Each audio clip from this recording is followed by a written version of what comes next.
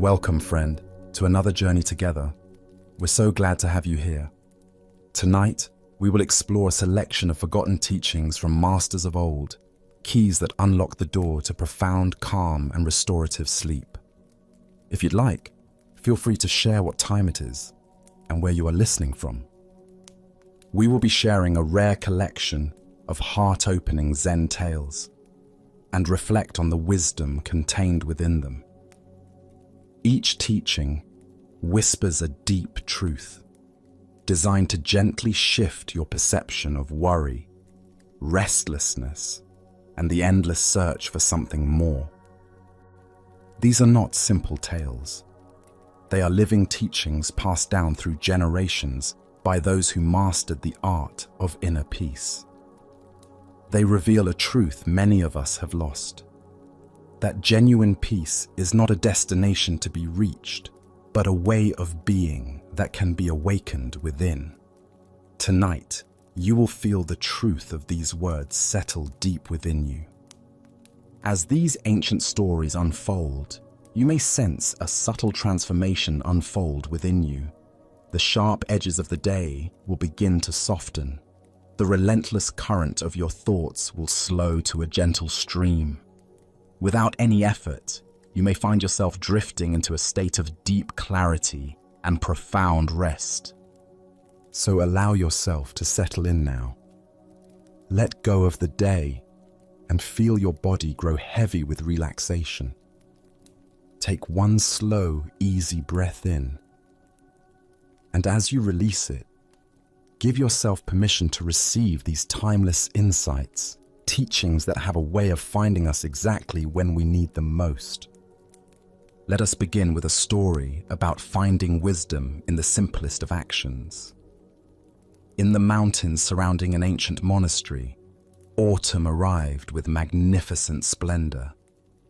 The great ginkgo tree that stood in the central courtyard became the pride of the temple, its countless fan-shaped leaves transforming into brilliant gold. Pilgrims would journey from distant villages just to witness this annual miracle, when the tree appeared to burn with celestial fire. A young monk, recently ordained and eager to demonstrate his understanding, noticed the elderly abbot sweeping beneath the tree each morning. Golden leaves drifted down constantly, covering the paths almost as quickly as they were cleared. The young monk approached his teacher with what he believed was an astute observation. "Master," he said, gesturing towards the falling leaves, "why do you sweep when the wind will only bring down more leaves? Surely this is wasted effort." The abbot continued his rhythmic sweeping, his weathered hands moving the broom with practiced grace. He offered only a gentle smile in response, saying nothing. The young monk felt certain his teacher simply hadn't grasped the futility he'd pointed out. A week later, a fierce storm arrived in the darkness before dawn. The wind howled through the mountains with unprecedented fury. When the monks emerged from their quarters the next morning, they discovered heartbreak. Every single golden leaf had been stripped from the ginkgo's branches, leaving them bare and skeletal against the grey sky. The entire courtyard lay buried beneath a thick, sodden carpet of gold. The beauty they had cherished was gone. The seasonal splendor had ended abruptly. Many monks stood in stunned silence, feeling the weight of impermanence settle heavily upon them. But there was the old abbot, broom in hand, already at work. He was not gathering the leaves for disposal, nor was he trying to restore the courtyard to its previous state. Instead, he swept gentle pathways through the golden carpet. A path to the meditation hall, a path to the well, a path to the temple gate. Each sweeping motion was deliberate and graceful, transforming the scene of loss into something unexpectedly beautiful. The paths he created made the courtyard appear to be an intentional garden of gold, more magnificent in its own way than it had been before the storm. He worked with what was present, not against it. The young monk watched in growing wonder. He realized his teacher had not been fighting the falling leaves at all. He had simply been tending to each moment as it arose, whether that meant clearing a few scattered leaves or creating beauty from apparent devastation. Without a word, the young monk found another broom and joined his master in the work. The Buddha once said, "Do not believe in anything simply because you have heard it, but after observation and analysis, when you find anything agrees with reason and is conducive to the good and benefit of one and all, then accept it and live up to it." The heart of this lesson lies in understanding the difference between futile resistance and skillful response. Why do we so often mistake meaningful action for futile effort? Zen Buddhism reveals that our minds habitually categorize activities based on their immediate, visible results. We want our efforts to produce permanent change, to solve problems once and for all. When we cannot achieve lasting control over our circumstances, we may conclude that action itself is pointless. But this perspective misses the deeper purpose of engaged practice. The abbot's sweeping was never about defeating the falling leaves or maintaining a perfectly clean courtyard. It was about cultivating presence, care, and responsiveness to whatever each moment required. Each sweep of the broom was both complete in itself and part of an ongoing practice of attention. Consider how often in your daily life you encounter similar situations. You organize your home, knowing it will become cluttered again. You exercise your body, knowing you must continue exercising to maintain health. You listen to a troubled friend, knowing their difficulties may not disappear. You practice patience with a difficult colleague, knowing they may test that patience again tomorrow. The mind that seeks permanent solutions labels these activities as futile. The wisdom mind recognizes them as expressions of our fundamental nature to care, to participate, to respond with skill and compassion to life as it unfolds. Zen teacher Suzuki Roshi taught, "Each of you is perfect the way you are, and you can use a little improvement." This apparent paradox illuminates the abbot's wisdom. We engage with life not because we are inadequate or because the world requires fixing, but because engagement itself is the natural expression of awakened presence. The storm that stripped the ginkgo tree represents the unavoidable disruptions in our lives: loss, illness, disappointment, change. These forces will scatter our carefully arranged circumstances despite our best efforts. The question is not how to prevent such storms, but how to work skillfully with their aftermath. When we approach our daily activities with the abbot's spirit, even routine tasks become opportunities for mindfulness practice. Washing dishes becomes a meditation on presence. Listening to others becomes a practice of compassion. Organizing our workspace becomes an exercise in caring attention. The Buddha taught, "Better than 1,000 hollow words is one word that brings peace." Sometimes that word is expressed not through speech, but through the simple, caring action we take in each moment. The broom moving across fallen leaves, the hand that tidies, the attention that listens, the effort that continues despite impermanence. Tonight, as you consider tomorrow's responsibilities, can you approach them with the abbot's understanding? Rather than measuring their worth by permanent results, can you see them as opportunities to practice presence and care? Each small action, engaged with full attention, becomes part of the pathways we sweep through the golden leaves of our days. As the Buddha said, thousands of candles can be lighted from a single candle, and the life of the candle will not be shortened. Happiness never decreases by being shared. In the simple act of sweeping, the abbot shared the profound happiness that comes from meeting each moment with wisdom and grace. Let us continue on our journey to a riverbank, where an elder seeks the stillness that seems to elude him. A deeply religious village elder made the difficult climb to Master Gassan's mountain temple, carrying with him years of frustrated spiritual longing. His face bore the weariness of one who had struggled long with his own mind. "Master," he said, bowing before the serene teacher, "I am growing old, and I wish to dedicate my remaining years to meditation. Yet when I sit in silence, my mind becomes a raging torrent.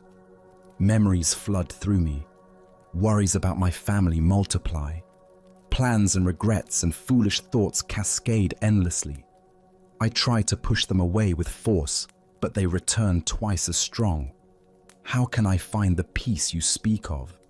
How can I quiet this chaos within?" Gassan listened with the patient attention of still water receiving rain. When the elder's words had settled into silence, the master rose from his cushion. "Honored elder," he said gently, "please walk with me." Gassan led his visitor out of the temple and down a winding mountain path lined with pine trees. The afternoon air carried the fresh scent of mountain streams and the distant sound of flowing water. They walked in comfortable silence until they reached the banks of a clear river that bubbled and danced over smooth stones worn by countless years of current. "Please," Gassan said, gesturing toward the flowing water, "look carefully at this river." The elder observed the constant movement, the way sunlight caught the surface, the gentle sound of water finding its way around rocks and fallen branches. "Tell me," Gassan continued, "could you, using only your hands, stop this river from flowing?" The elder looked puzzled. "Of course not, master. Such a thing would be impossible. The current is far too strong." "And if you were determined to try," Gassan persisted gently, "what would happen?" The elder considered this. "I would thrash about uselessly. I would create great disturbance and splash, frightening the fish and muddying the clear water, but still, the river would continue to flow." Gassan nodded approvingly. He pointed again to the moving water. "Your mind is like this river. Thoughts flow through it constantly. Some thoughts are clear like this mountain water. Others are murky like runoff after storms. Some move quickly over shallow places, others slowly through deep pools. But always, always, they flow." The master's voice took on the rhythm of the water itself. "Do not try to stop this river of mind. Do not jump in to wrestle with each thought as it passes. Do not attempt to build dams or change its course. Instead, learn to sit on the bank. Become the witness who watches from stillness." The elder felt something shift in his understanding. The anxiety about his racing thoughts began to soften. From the riverbank, Gassan continued, "You can observe each thought as it arises and passes away. Notice them without judgment. The worried thoughts about tomorrow's weather, the memory of your daughter's laughter 30 years ago, the plan for next week's market visit. They are not you. They are simply the natural flow of consciousness. Let them come. Let them be seen. Let them go." The two men stood together in the dappled sunlight, watching the eternal dance of water over stone. The elder noticed that his breathing had naturally slowed to match the rhythm of the stream. "The stillness you seek," Gassan said softly, "is not found in stopping the river. It is found in your capacity to observe its flow with perfect equanimity. You are the aware presence from which thoughts arise and to which they return. That presence is always still, even when thoughts are most turbulent. Buddha's wisdom reminds us, peace comes from within. Do not seek it without. What emerges from this story is the profound misunderstanding that causes so much suffering in spiritual practice. We imagine that enlightenment means achieving a mind empty of thoughts, a consciousness as blank and still as a stagnant pond. Why do we struggle so intensely with the natural activity of our minds? Zen Buddhism points to our mistaken identification with thoughts themselves, rather than recognizing our true nature as the awareness in which thoughts appear. We become like someone who identifies completely with the river, feeling personally responsible for every ripple and current, rather than recognizing ourselves as the spacious sky that holds all weather. This misidentification creates what Buddhist psychology calls the second arrow of suffering. The first arrow is the natural arising of thoughts and emotions. This happens automatically and is not a problem. The second arrow is our resistance to these natural phenomena, our belief that their presence indicates spiritual failure. Consider your own meditation experience. How often does the mind's commentary include judgments like, "I'm terrible at this," "I can't concentrate," or "I should be more peaceful by now"? Each of these thoughts is like trying to dam the river with our bare hands. The effort creates disturbance while accomplishing nothing. Zen Master Dogen taught, to study the way is to study the self. To study the self is to forget the self. When we truly study the mechanism of thinking, we discover that thoughts have no solid, permanent existence. They arise from emptiness and dissolve back into emptiness, like waves temporarily forming on the ocean's surface. The practice Gassen demonstrates is called just watching, or pure witnessing. It requires no special technique, no mantra, no visualization. We simply rest in our natural capacity for awareness and observe whatever presents itself. This is not passive observation, but alert, interested attention, like watching clouds form and dissolve across a vast sky. The Buddha said, "The mind is everything, what you think you become." But this teaching includes a subtle point often missed. We don't become the content of our thoughts. We become identified with the process of thinking itself. When we shift from being caught in the river to observing from the bank, we discover our true nature as the unchanging awareness that witnesses all changing phenomena. This practice transforms our relationship not only to thoughts, but to all experiences. Emotions arise and pass like weather systems. Physical sensations flow and change like the river's currents. Even intense experiences of joy or sorrow are seen as temporary visitors rather than permanent residents. The river practice offers immediate relief because it works with our mind's natural functioning rather than against it. Instead of creating more tension through resistance, we learn to relax into our essential nature as conscious presence. From this vantage point, even chaotic thoughts become interesting rather than threatening. Tonight, as thoughts about today's events or tomorrow's responsibilities flow through your awareness, can you remember the riverbank? Can you find the still point within yourself from which you can observe the mind's natural activity with curiosity and kindness? As the Buddha taught, do not overrate what you have received, nor envy others. He who envies others does not obtain peace of mind. The peace we seek is not something to be acquired or achieved. It is our natural state, temporarily obscured by our struggle with the river's flow. Now, let us turn to a tale about sacred work in the most ordinary of places. In the kitchens of Tokujo's monastery, before he became known throughout the land as a great Zen master, Seppo Gison performed the humble duties of head cook. Each day before dawn, he would rise to prepare meals for dozens of monks. His responsibilities included managing precious supplies during lean seasons, cooking simple but nourishing food, and maintaining the cleanliness of the kitchen.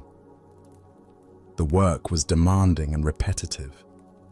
There were large iron pots to stir, vegetables to chop, fires to tend, and endless cleaning. Many monks viewed kitchen duty as an obstacle to their real spiritual practice, something to endure before returning to meditation and study. But Seppo approached each task with complete presence and care. One morning, Master Tokujo entered the kitchen while Seppo was stirring a large pot of rice porridge for the community's breakfast. The wooden spatula moved rhythmically through the thick grain, and steam rose in fragrant clouds. Seppo's entire being was focused on this simple action, ensuring the rice cooked evenly and did not stick to the pot's bottom. Tokujo observed quietly for several moments, noting the quality of attention his student brought to this humble work. Then he moved closer and posed an unexpected question. "Tell me, Seppo," he asked in a low voice, "what is it that you are stirring?" Without breaking rhythm, without looking up from his work, Seppo replied, "The great ocean of Dharma, Master." Tokujo leaned closer. "And what is it that you hold in your hands?" Seppo lifted the rice-covered wooden spatula slightly, presenting it with the same reverence he might show a precious ceremonial object. "The dragon that stirs the depths." Master Tokujo nodded once, a flash of deep recognition passing between teacher and student. He understood that Seppo had discovered something profound about the nature of practice. No words were needed. The master quietly left the kitchen. Years passed. Seppo eventually left the monastery to teach, and his wisdom became renowned throughout the region. Students gathered from distant provinces to learn from him. One day, an earnest young monk asked the question that many had wondered about.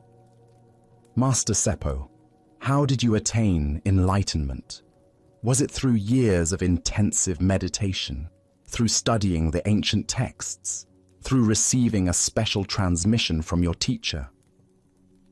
Seppo sat in silence for a long time, his eyes soft and distant, as if remembering something precious. Finally, he spoke. "My entire life has been just this, stirring rice." The monk looked confused, expecting a more elaborate explanation about advanced practices and mystical experiences.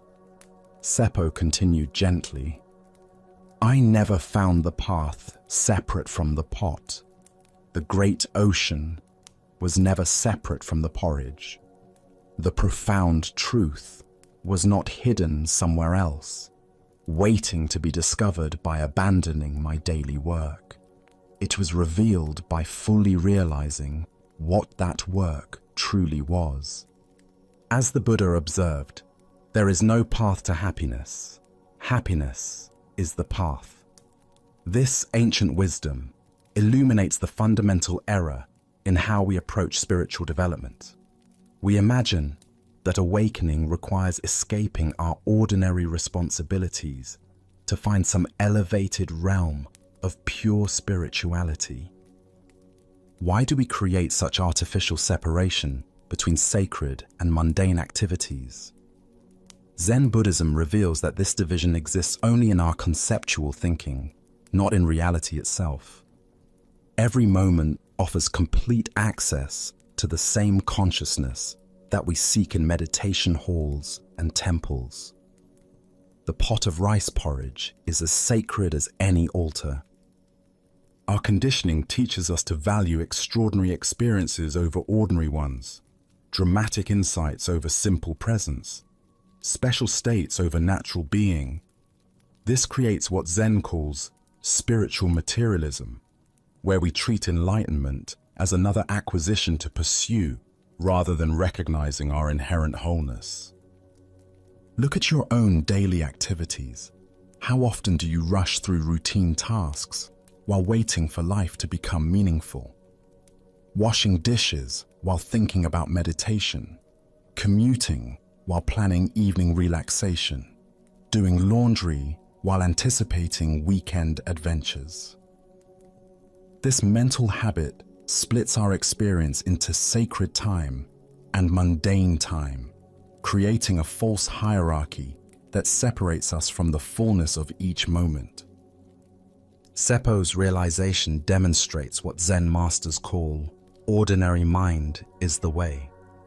The consciousness that stirs rice porridge is identical to the consciousness that experiences profound samadhi.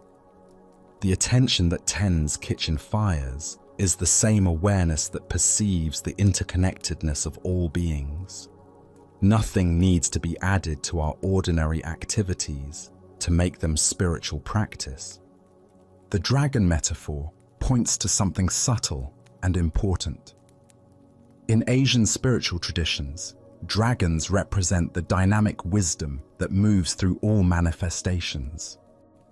When Seppo calls his spatula the dragon that stirs the depths, he recognizes ordinary objects as expressions of the same creative intelligence that moves stars across the sky and brings spring flowers into bloom.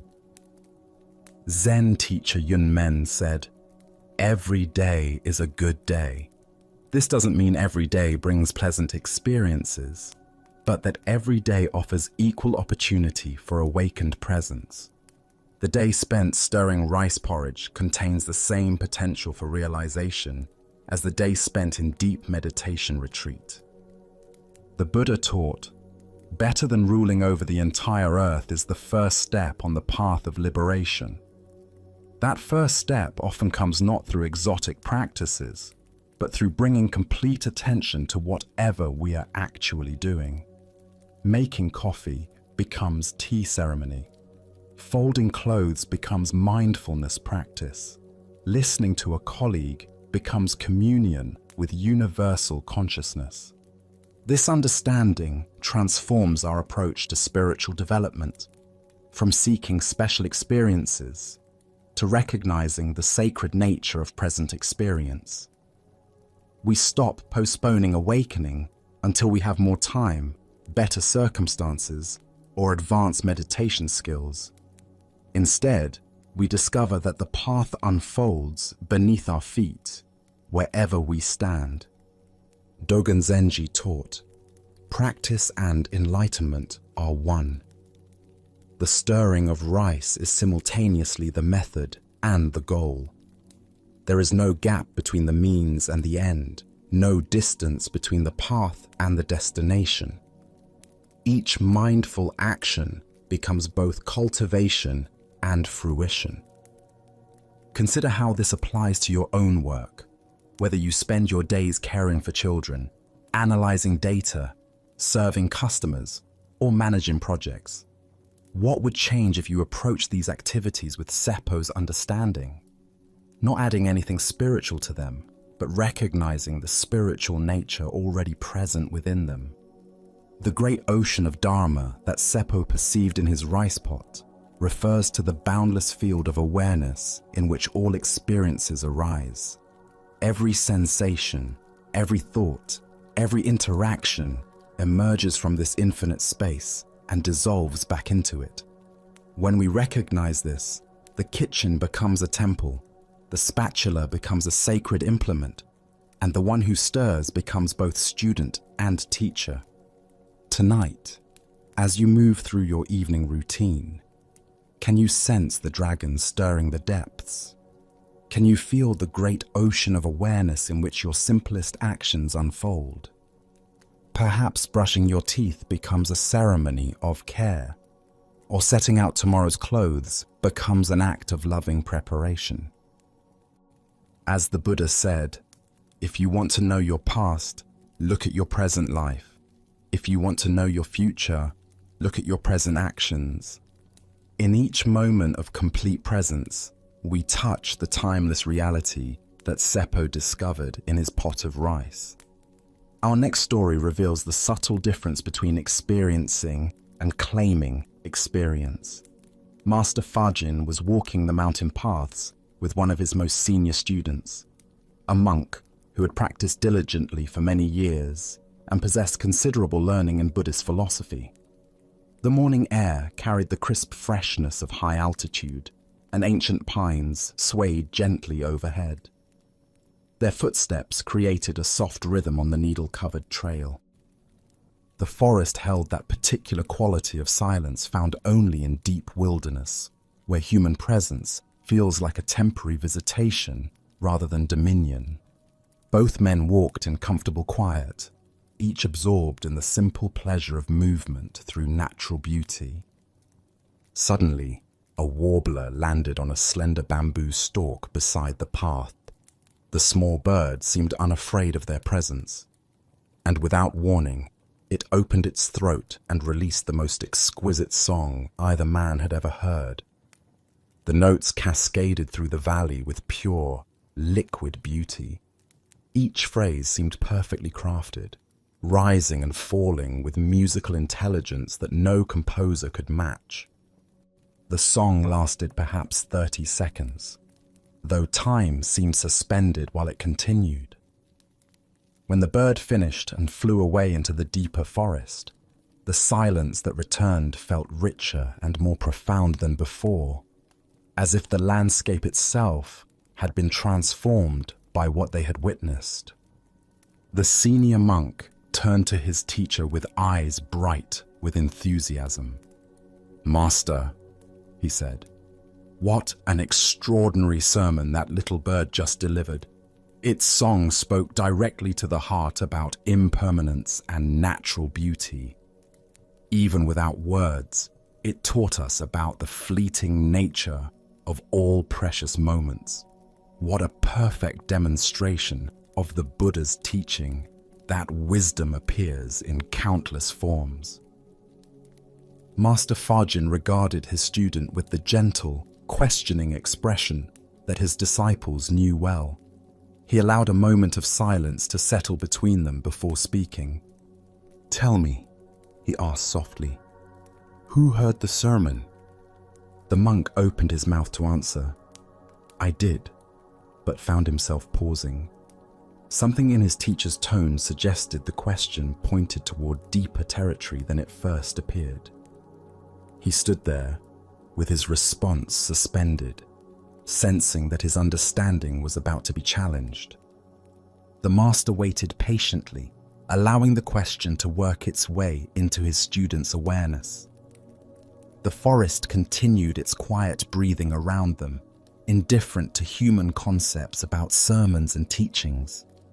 Slowly, the monk began to see what his teacher was pointing toward. In the actual moment of listening, there had been no I separate from the sound. There had been no sermon distinct from the hearing. There had been no bird apart from the song. There had been only pure experiencing, seamless and undivided. The naming, the interpretation, the claiming of the experience as mine, the categorizing of it as a teaching. All of this had come afterward, when thought reasserted itself and began creating stories about what had happened. The monk bowed deeply, suddenly understanding the vast difference between direct experience and the elaborate commentary his mind had immediately constructed about that experience. Buddha's wisdom reminds us, do not believe in anything simply because you have heard it. But when you find anything that agrees with reason and is conducive to the good and benefit of one and all, then accept it and live up to it. The deeper teaching here shows us how quickly we move from pure experiencing to mental elaboration, missing the immediacy of life in favor of our stories about life. Why does the mind so quickly convert direct experience into conceptual interpretation? Zen Buddhism explains that the ego mind feels threatened by experiences where it cannot locate itself as the central reference point. In moments of pure listening, pure seeing, or pure presence, the sense of being a separate self temporarily dissolves. The mind's immediate response is to rebuild that sense of separation through naming, claiming, and interpreting. Notice this pattern in your own daily experience. You witness a beautiful sunset, and immediately thoughts arise. How magnificent! I should take a photo. This reminds me of that evening last summer. I'm so grateful to see this. What was initially pure, open awareness quickly becomes a personal experience owned by me, complete with associations, comparisons, and plans. The warbler's song represents any moment of natural beauty, spontaneous joy, or unexpected grace that arrives in our lives. These experiences are complete in themselves, requiring nothing from us except receptive presence. Yet almost immediately, we feel compelled to process them, understand them, and fit them into our narrative of personal spiritual development. Master Huangpo taught, "The foolish reject what they see, not what they think. The wise reject what they think, not what they see." The senior monk was rejecting his immediate experience in favor of his interpretation of that experience. He was preferring his thoughts about the bird's song to the song itself. This pattern extends far beyond aesthetic experiences. We hear a friend's words and immediately interpret their emotional undertones. We feel a physical sensation and immediately diagnose its meaning. We encounter a challenging situation and immediately strategize our response. Layer upon layer of mental activity obscures the primary experience. Zen practice cultivates what might be called first mind or don't know mind. This is the natural awareness that exists before the interpreting mind creates its elaborate constructions. It's not about suppressing thought or avoiding understanding, but about recognizing the difference between direct knowing and conceptual overlay. The question, "Who heard the sermon?" is not answered by providing a more sophisticated analysis of the no-self teaching. It's answered by returning to the pure fact of hearing itself. In that space, there is sound arising in awareness, but no hearer separate from heard, no experiencer separate from experience. The Buddha said, "Three things cannot be long hidden: the sun, the moon, and the truth." The truth that Master Fajin revealed to his student cannot be found through more thinking about the experience, but only by returning to the immediacy of experience itself. This teaching has immediate practical applications. When you listen to music, can you notice the difference between pure listening and thinking about the music? When you see natural beauty, can you catch the moment when direct seeing becomes mental commentary? When someone speaks to you, can you distinguish between hearing their words and immediately preparing your response? Tonight, as sounds arise in your environment, perhaps distant traffic, settling house noises, or night birds, can you explore the territory Master Fajin pointed toward? What remains when there is hearing without a hearer, experiencing without an experiencer claiming ownership of the experience? As the Buddha taught, in hearing, there should be simply hearing. In seeing, simply seeing. In sensing, simply sensing. in knowing, simply knowing. This is the pathless path back to the immediacy that was never actually lost. Let us now turn to a story about recognizing the treasure that requires no seeking. A Buddhist priest from the Pure Land school, learned in complex rituals and devoted to elaborate practices, traveled far to challenge the renowned Zen master Bankei Yotaku. He arrived at Bankei's simple teaching hall where dozens of students sat in quiet attention. "Master," the priest announced in a voice loud enough for all to hear, "your teaching is incomplete and misleading. You speak of this unborn mind that supposedly exists in everyone naturally, but you offer no methods to attain it. You provide no ritual purification, no sacred prayers, no special techniques. My teacher instructed me in the proper way. By reciting the Buddha's name thousands of times daily, we cleanse our karma and secure rebirth in the Pure Land paradise. Your students are being deceived by promises of instant enlightenment without effort." The gathered students shifted uncomfortably at this direct challenge to their master's teachings. Some looked concerned that this learned priest might expose flaws in their practice they had missed. Bankei listened to the entire criticism with perfect equanimity, his face showing neither defensiveness nor irritation. When the priest finished his presentation, Bankei smiled warmly. "Reverend Sir," he said with genuine respect, "your devotion to practice is admirable. Please come closer so we might speak more intimately." The priest, somewhat surprised by this gentle response, stepped forward several paces. "A little closer, please," Bankei requested kindly. The priest moved closer still. "Now," said Bankei, leaning slightly to his right, "might you step to this side of me? I find it easier to speak when facing this direction." The priest, though puzzled by these requests, obliged and moved to Bankei's right side. "Thank you for your patience," Bankei said. "I notice there is a dog barking somewhere in the distance. Do you hear it?" The priest listened and indeed heard faint barking from the village below. "Yes, I hear it. And my voice now, speaking these words, you hear this clearly as well?" "Of course I do. What is the purpose of these obvious questions?"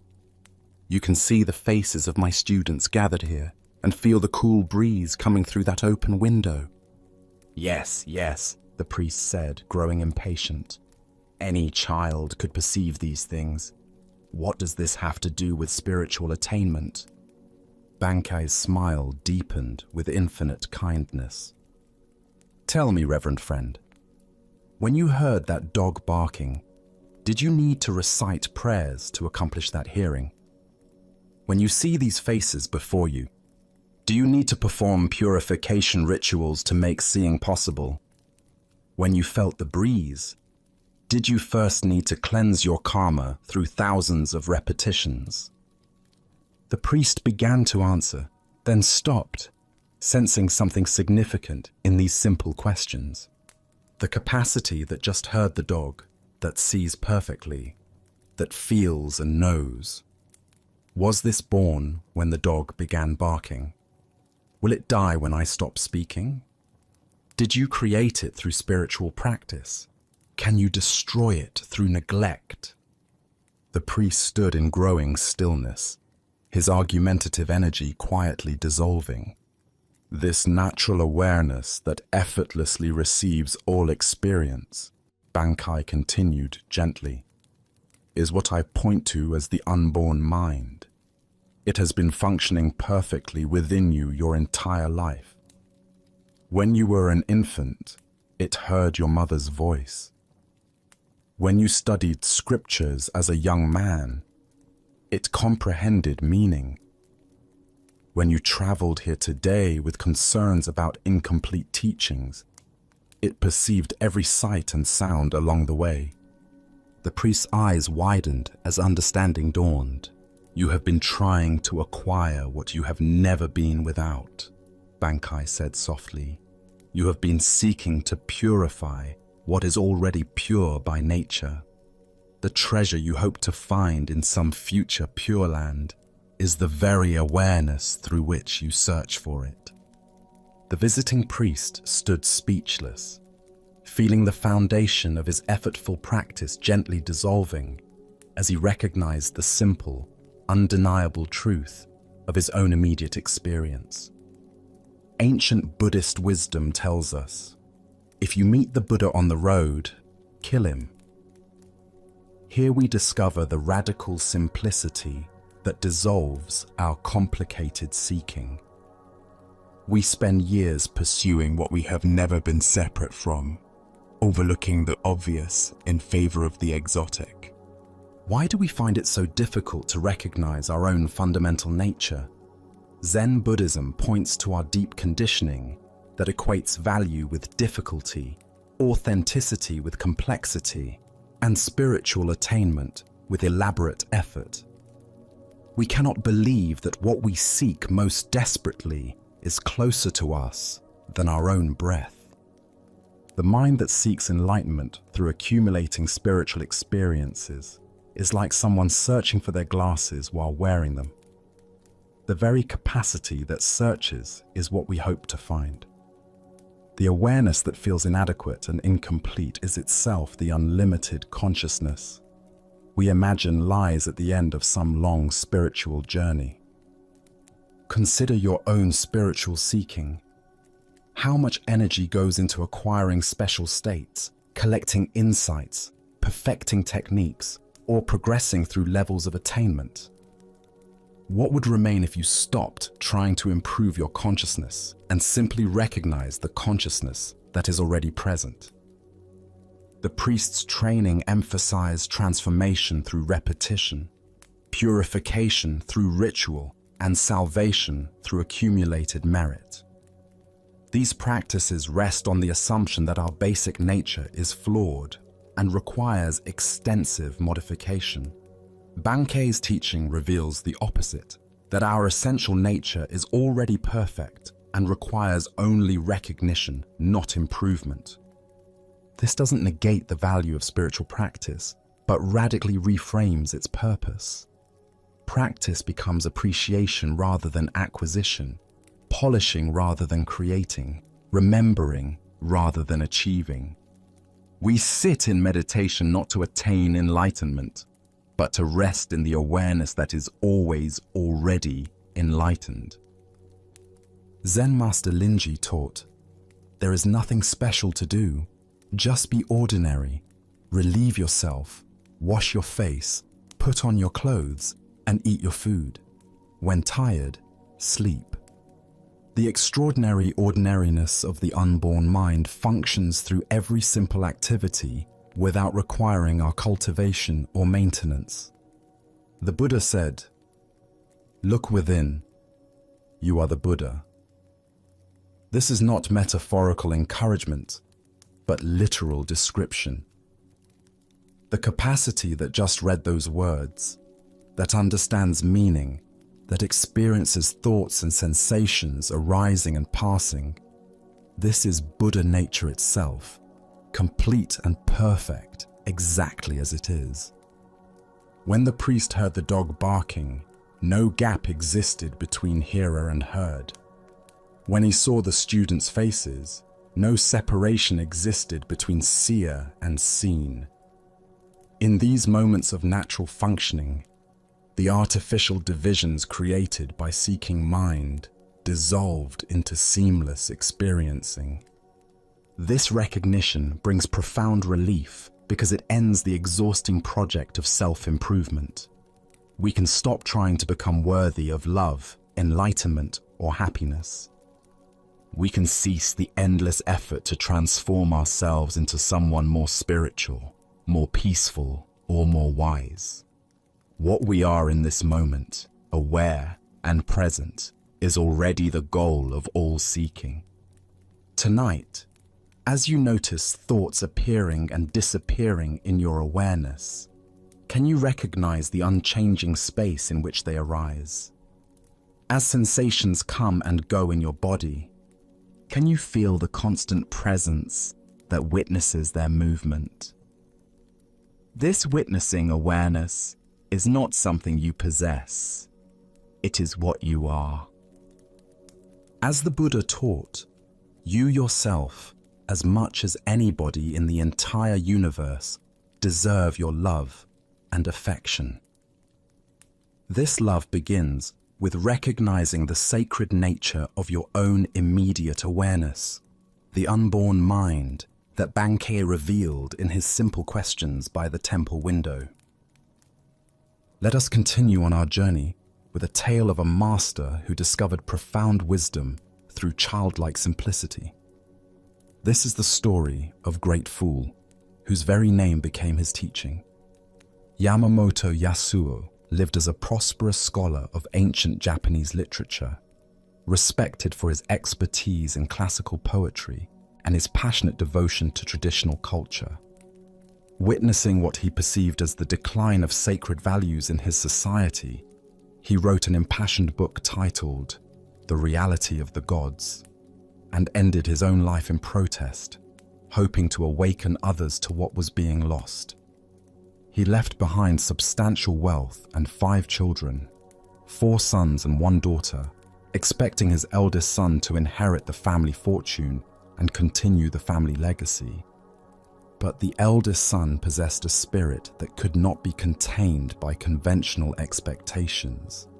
The wealth, the social position, the scholarly reputation, none of these held any appeal for him. The young man looked at his inheritance and saw only golden chains that would bind him to a life his soul rejected.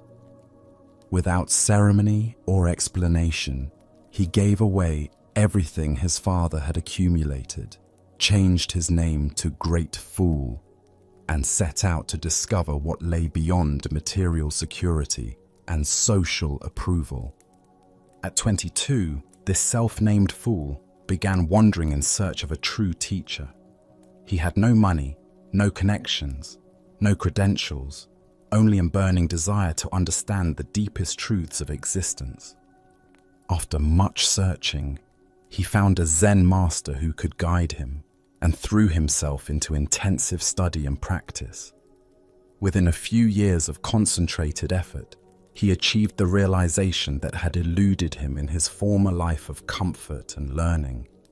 But instead of settling into the role of accomplished monk, Great Fool resumed his wandering. For more than 20 years, he traveled throughout the country, calling on various Zen masters to deepen and test his understanding. He sought not fame or position, but the continued polishing of his insight through contact with awakened beings. When he finally returned to his home province, Great Fool established himself in a humble hut. His appearance shocked those who remembered the wealthy young heir. He wore a robe made entirely of patches, survived on simple gruel, and owned only a single bowl which served every conceivable purpose. He used this one vessel for grinding bean paste, cooking his meager meals, and washing his hands and feet. To observers, he appeared to have lost everything of value. Yet Great Fool had discovered something precious that his former wealth could never have purchased. A love of pure genuineness that drew him irresistibly to children. Wherever he went, groups of children would gather around him for games of kickball and hide and seek. His delight in their company was infectious, and they responded to his presence with the natural trust that children reserve for those whose hearts are completely open. One day, during a game of hide and seek, Great Fool found his hiding place and closed his eyes, waiting to be discovered. But children being children, they eventually grew tired of the game and wandered home for dinner, completely forgetting about the monk hidden in their midst. Great Fool remained motionless in his hiding spot until nightfall, when a passerby discovered him and asked what he was doing. "I'm playing hide and seek with the children," Great Fool replied with perfect seriousness. "I'm waiting for someone to find me." The passerby explained that the children had gone home hours ago, but Great Fool showed no embarrassment at being left behind. He accepted this information with the same equanimity he brought to everything else, neither angry at the children for forgetting him, nor ashamed of his apparently foolish commitment to their game. When people asked why he spent so much time with children, Great Fool's answer was always the same. "I love their genuineness, their complete lack of falsehood." Despite his appearance of poverty and simplicity, Great Fool's calligraphy became famous throughout the region. Many wealthy patrons approached him with requests for his artistic work, offering substantial payments. But he had developed an uncanny ability to sense the motivation behind each request, accepting only when he felt the person's sincerity matched his own. Whenever children asked him to write something, anything, he would immediately take up his brush with joy, never refusing their requests regardless of how simple or seemingly meaningless. Great Fool often shared his philosophy with visitors. "There are 3 things I very much dislike: the poetry of poets, the writing of writers, and the cuisine of cooks." By this he meant that when people become overly conscious of their skills and sophisticated in their techniques, they often lose the natural spontaneity that makes their work truly alive. The Buddha understood that in the sky, there is no distinction of east and west. People create distinctions out of their own minds and then believe them to be true. What emerges from Great Fool's story is the profound teaching that wisdom often requires us to become foolish by the world's standards in order to rediscover what authenticity actually means. Why do we lose touch with our natural genuineness as we mature? Zen Buddhism points to the ways that social conditioning gradually teaches us to perform ourselves rather than simply being ourselves. We learn to say what others want to hear, to present images that gain approval, to suppress spontaneous responses that might seem inappropriate or unsophisticated. Great Fool's attraction to children reveals something essential about enlightened consciousness. Children haven't yet learned to edit their responses for social acceptability. They express joy when they feel joyful, curiosity when something interests them, and affection without calculation. This unfiltered authenticity represents not immaturity, but a kind of wisdom that most adults spend lifetimes trying to recover. The single bowl that served all purposes becomes a beautiful metaphor for the unified simplicity that emerges when we stop dividing life into separate compartments. When we drop the artificial distinctions between sacred and mundane, proper and improper, sophisticated and simple, we discover that one open heart can meet every situation with appropriate response. His willingness to remain hidden while the children forgot about him demonstrates what Zen calls great patience, the capacity to be fully present to whatever is happening without needing it to be different. Most adults would have felt foolish and emerged from hiding place, but Great Fool's commitment to the game was absolute. His patience wasn't passive, but actively loving, trusting that staying true to his word mattered more than avoiding awkwardness. Consider your own relationship to sophistication and social appropriateness. How much energy do you spend crafting responses that will create the right impression rather than simply expressing what's true for you? What would shift if you trusted that your genuine responses, however simple or unpolished, might actually touch others more deeply than your carefully constructed presentations. Zen master Ikkyu taught, "That stone Buddha deserves all the bird droppings it gets." This points to the same truth Great Fool embodied, that real spirituality isn't about maintaining a pure, elevated image, but about remaining genuinely present to life as it actually unfolds, messiness and all. Tonight, as you reflect on the day's interactions, can you sense where you were performing yourself versus simply being yourself? Can you feel the difference between responding from calculation and responding from the childlike genuineness that Great Fool never lost? As the Buddha taught, if we could see the miracle of a single flower clearly, our whole life would change.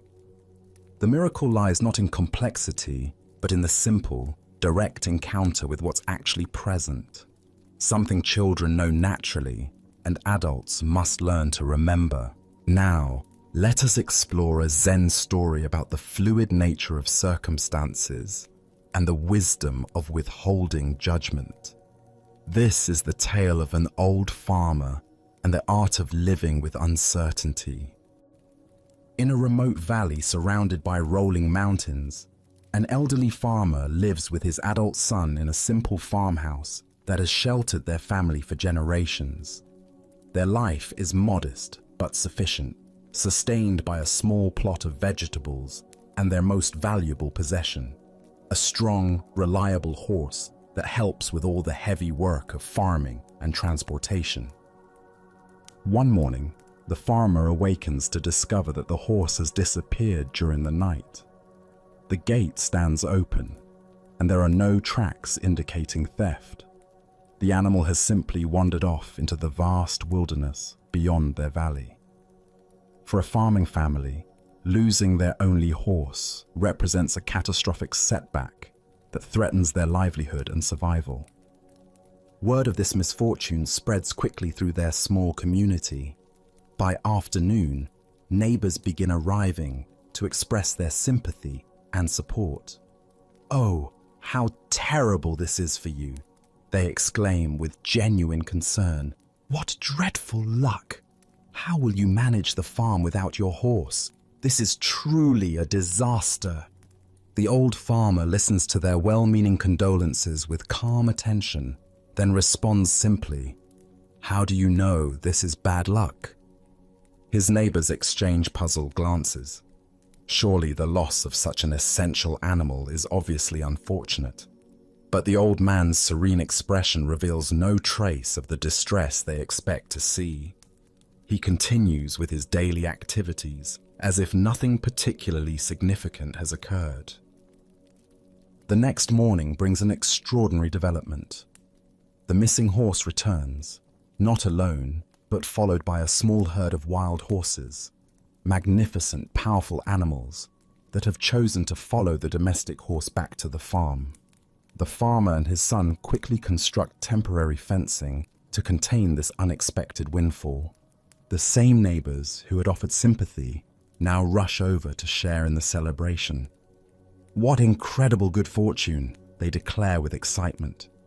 "You've gone from having one horse to owning an entire herd. This is the best luck anyone could imagine. You must be overjoyed by this blessing." Again, the old farmer listens thoughtfully to their enthusiastic congratulations before responding with the same calm curiosity. "How do you know this is good luck?" The following day, the farmer's son attempts to break one of the wild horses for riding. These animals, though beautiful, have never known human handling and resist fiercely.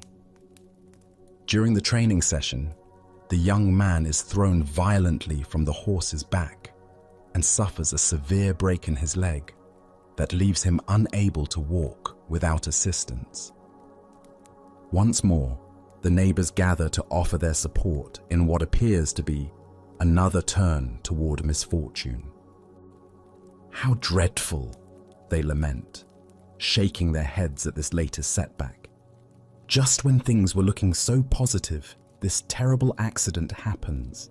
Your poor son. What bad luck has befallen your family again? The old farmer tends to his son's injury with gentle care while responding to their expressions of sympathy with familiar words. How do you know this is bad luck? Within days, their question finds an unexpected answer. Military officers arrive in the valley with orders to conscript all able-bodied young men for a dangerous war against northern invaders. Most of these soldiers will not return home alive. However, when they examine the farmer's son, his broken leg makes him unsuitable for military service. He remains safely at home while other families say goodbye to their children, perhaps forever. The Buddha taught, every blessing ignored becomes a curse. Every curse faced becomes a blessing. What emerges from this story is the profound wisdom of holding our judgments about circumstances lightly, recognizing that our perspective is always partial and temporary. Why do we rush to label experiences as fortunate or unfortunate when their ultimate meaning remains unknown? Buddhist psychology explains that our minds seek the comfort of quick categorization, preferring the illusion of understanding to the discomfort of uncertainty. We want to know immediately whether to celebrate or mourn, to relax or worry, to feel grateful or resentful. This mental habit of instant evaluation reflects a deeper pattern of trying to control our emotional responses by controlling our interpretations of events.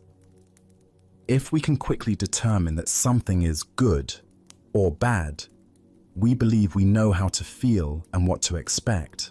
This provides temporary psychological relief, but often proves premature and misleading. The old farmer's repeated question, "How do you know?" points to what Buddhist philosophy calls "don't know mind." This isn't ignorance, but wisdom, the recognition that reality unfolds in ways too complex and interconnected for our limited perspective to fully comprehend. What appears devastating in the moment may prove beneficial over time, while apparent blessings may carry hidden difficulties. Consider how many experiences in your own life have changed meaning as their consequences became clear. Perhaps a job rejection led to a better opportunity. Maybe a relationship ending created space for personal growth. Possibly an illness brought unexpected insights about what truly matters. The disappointment you felt at the time now seems misplaced given what followed. This doesn't mean we should become emotionally numb or stop having natural responses to events. The farmer certainly wanted his horse back and felt concern for his son's injury, but he distinguished between acknowledging immediate circumstances and creating elaborate stories about their ultimate significance.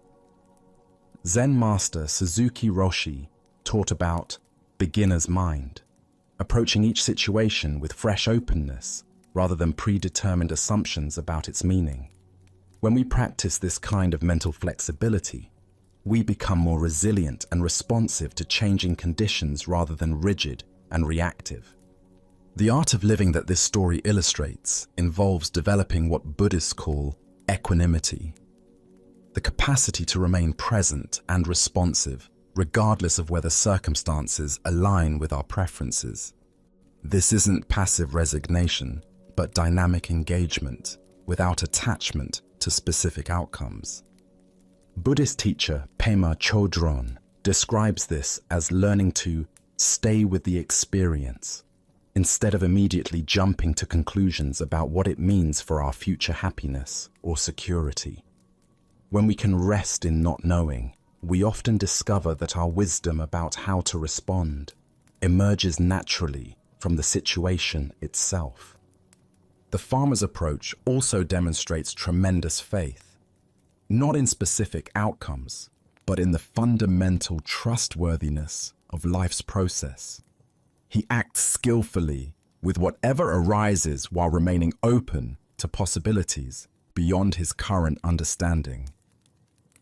Tonight, as you reflect on recent events you've labeled as fortunate or unfortunate, can you hold those judgments more lightly Perhaps you'll discover that your peace of mind depends less on having good luck and more on developing the capacity to respond wisely to whatever unfolds. As the Buddha observed, everything changes. Nothing remains without change. This includes our interpretations of whether those changes serve our deepest welfare. As we continue our journey through the wisdom of Zen Buddhism, we encounter a teaching about the prerequisite for all learning. This story unfolds in the elegant receiving room of a great Zen master's monastery, where a young scholar arrives seeking wisdom. The afternoon light filters softly through rice paper screens as an earnest young man approaches the Zen master's dwelling. This seeker has spent years accumulating knowledge, studying philosophical texts, memorizing spiritual concepts, and debating religious ideas with other learned individuals. His mind brims with theories about enlightenment, quotes from sacred texts, and sophisticated interpretations of ancient teachings. He has come to request instruction in the ways of Zen, confident that his extensive preparation has made him ready for advanced teachings. The Zen master welcomes him warmly and invites him to sit on a simple cushion beside a low wooden table. Without speaking about Zen or enlightenment, the master begins preparing tea with graceful, deliberate movements. Each gesture carries a quality of complete attention as he arranges the ceramic cups, measures the tea leaves, and heats the water to the precise temperature.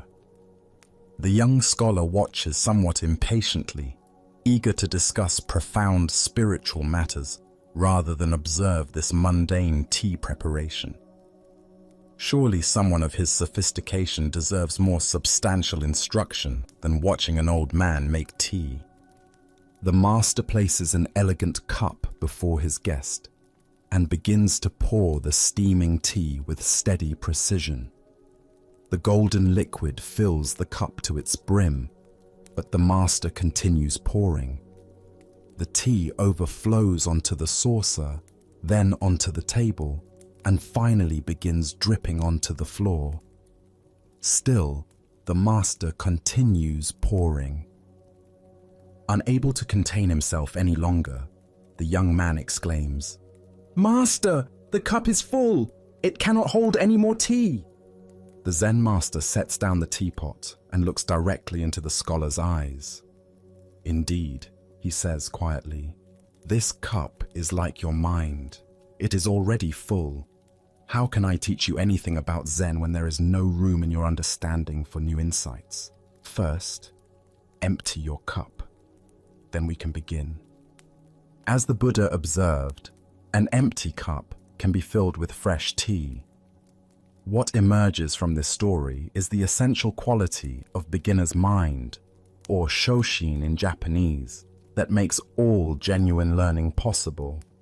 Why do we struggle to maintain the openness that allows new understanding to enter our awareness? Buddhist psychology explains that our accumulated knowledge, opinions, and conceptual frameworks can become barriers to direct experience. When we approach any situation convinced we already know what it contains, we filter everything through our existing beliefs rather than meeting it freshly. This mental fullness operates much more subtly than obvious arrogance. We might consider ourselves humble while still carrying unconscious assumptions about how spiritual practice should unfold, what enlightenment should feel like, or how awakened people should behave.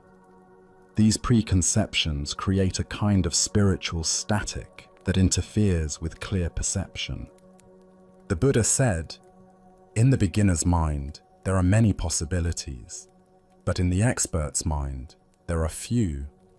Shunryu Suzuki expanded this teaching, explaining that beginner's mind includes both the wonder that comes from not knowing and the courage to not know. This isn't ignorance, but wise innocence. The willingness to meet each moment without imposing yesterday's understanding upon it. Consider how your accumulated spiritual knowledge might sometimes interfere with direct experience. Perhaps you've read about mindfulness in ways that create expectations about what present moment awareness should feel like. Maybe you've heard descriptions of peace that prevent you from accepting the particular quality of calm available right now. Our concepts about enlightenment can become obstacles to recognizing the enlightenment that's already present. Zen Master Bankei taught his students about the unborn mind that exists before thoughts, concepts, and learned behaviors shape our perception. This original awareness doesn't need to be created through practice. It only needs to be recognized beneath the accumulation of mental content. But recognition requires the humility to not know, even about our most treasured insights. The practice of emptying our cup happens moment by moment. Each time we notice ourselves rushing to conclusions, defending positions, or filtering experience through familiar categories, we can pause and ask, what would I see if I didn't already know what this is? This beginner's mind applies not only to spiritual matters, but to every encounter with life. What would it mean to approach your partner as if meeting them for the first time? How might your work transform if you brought fresh curiosity to familiar tasks? What would become possible if you released your suppositions about your own limitations and capabilities? Tonight, as you rest in these moments before sleep, can you empty your cup of the day's accumulated judgments and interpretations? Perhaps you'll discover that not knowing creates space for a deeper kind of knowing to emerge, one that comes not from the mind but from the heart's direct recognition of truth. As the Buddha taught, the wise find pleasure in the truth. This truth reveals itself most clearly to minds humble enough to remain empty, ready to be filled with each moment's unique teaching. Let us now turn to a story about generosity in the face of poverty and the profound recognition of what truly cannot be stolen. This is the moon in the window. Master Ryokan lived in conditions of voluntary simplicity that would have challenged even the most committed ascetic. His small mountain hut contained virtually no possessions, no treasures, no valuable objects, no accumulations of any kind that might tempt a thief or provide security for the future. His few belongings consisted only of the most basic necessities: worn robes, simple eating utensils, and perhaps a book or two for contemplation. On this particular evening, as Master Ryokan rested peacefully in his humble dwelling, a sneak thief approached through the darkness, believing he had found an easy target in what appeared to be an unguarded dwelling. The thief moved carefully, avoiding any sounds that might alert the occupant to his presence, and managed to slip inside the hut undetected. Once inside, however, the burglar quickly discovered the reality of the master's lifestyle. He searched methodically through the small space, examining every corner and crevice where valuables might be hidden, but found absolutely nothing worth stealing. There were no coins, no jewelry, no fine fabrics, no tools of value, nothing that could be easily carried away and converted into money or traded for necessities. The thief stood in the middle of the sparse room, frustrated and disappointed by this complete lack of anything worth taking. He had risked detection and potential punishment for what appeared to be a completely fruitless endeavor. After investing time and effort in this nocturnal enterprise, he was faced with the prospect of returning home empty-handed, with nothing to show for his criminal efforts. Just as the discouraged thief was preparing to leave in defeat, Master Ryokan's voice emerged gently from the darkness. Rather than shouting for help or expressing anger at this intrusion into his privacy, the master spoke with the kind of compassionate concern he might show toward any guest who was experiencing difficulty. "Wait," the master called softly. "Don't leave yet." The thief froze, expecting to be confronted, accused, or perhaps threatened with consequences for his attempted burglary. Instead, he watched in amazement as Master Ryokan quietly rose from his sleeping area and began removing the old cotton-quilted bedclothes that provided his warmth during the cool mountain nights. Without a word of reproach or any indication that he considered this intrusion a violation, the master folded his bedding carefully and offered it to the bewildered thief. "Here," he said simply. "Take this. You've come all this way and deserve something for your trouble." The thief accepted the unexpected gift in stunned silence, unsure how to respond to such extraordinary generosity from someone he had intended to rob. This was unlike any encounter with a victim he had ever experienced. The master's kindness left him speechless and somehow ashamed of his original intentions. As the confused burglar departed with the master's bedding, Master Ryokan stood in his doorway and noticed that the moon had risen over the eastern mountains, casting its serene light across the landscape. The beauty of this sight inspired him to compose a traditional waka poem that captured both his physical situation and his spiritual understanding. Left untouched by the thief in his haste, the moon in the window. Buddha spoke of this when he said, "Thousands of candles can be lighted from a single candle, and the life of the candle will not be shortened. Happiness never decreases by being shared." This tale unveils a teaching about the difference between material wealth and true abundance, and the recognition that our deepest treasures cannot be taken by any external force.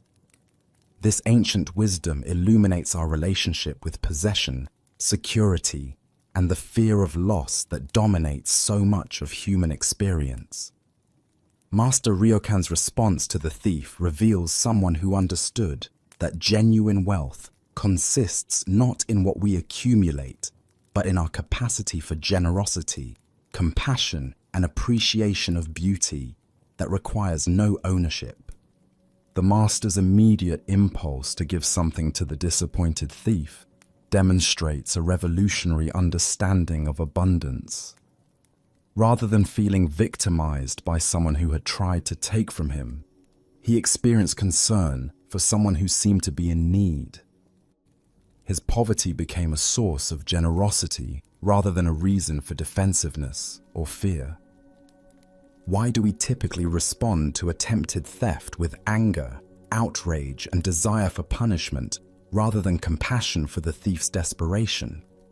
This reaction stems from our identification with our possessions as extensions of ourselves, and our belief that being robbed somehow diminishes our worth or security.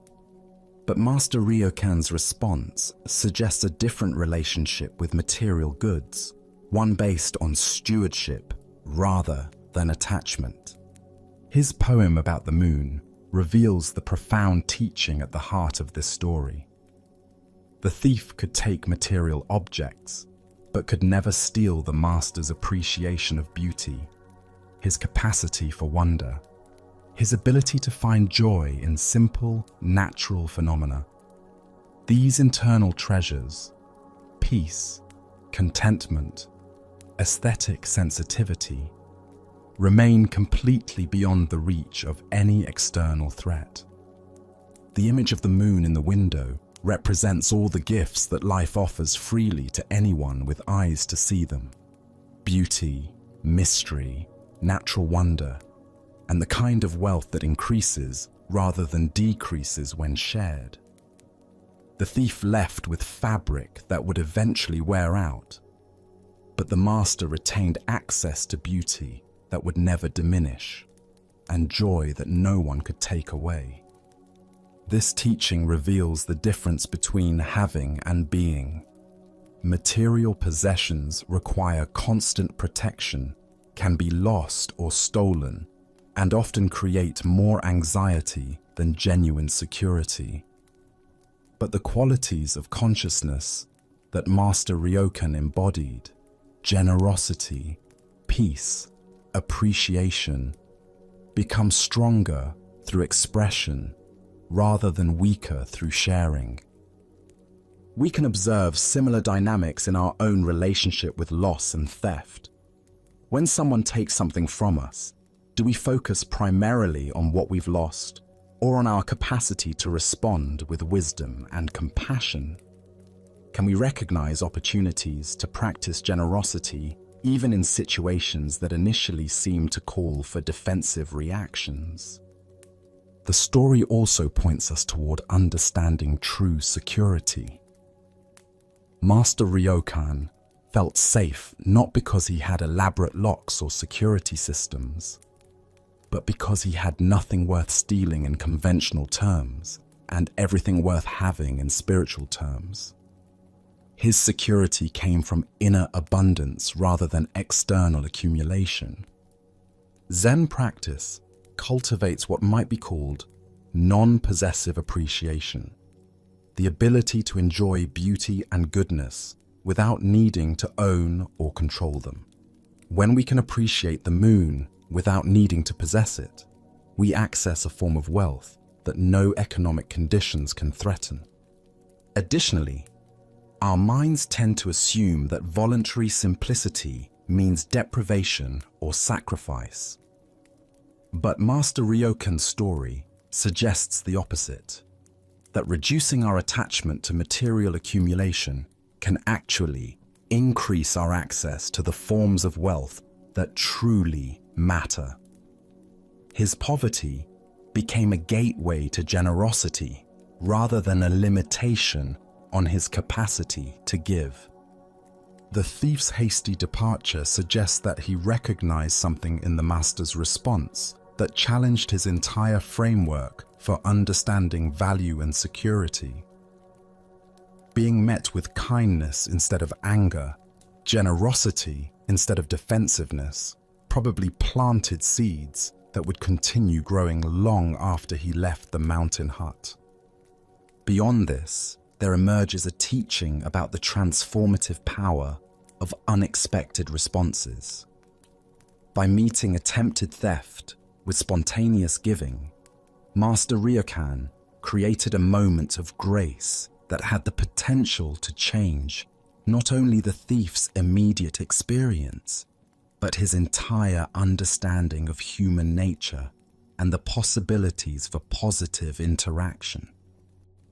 Tonight, as you consider what you most fear losing and what you consider your greatest treasures, can you distinguish between the possessions that can be taken from you and the qualities of awareness that remain completely beyond any external threat?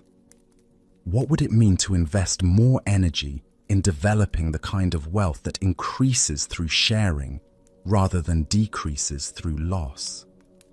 As the Buddha taught, in the end, just three things matter: how well we have lived, how well we have loved, how well we have learned to let go. The moon in the window represents the eternal treasures that remain available to anyone who has learned to let go of attachment while remaining open to the beauty and wonder that no thief can ever steal. Let us explore a story about the true nature of our emotional patterns. This is temper.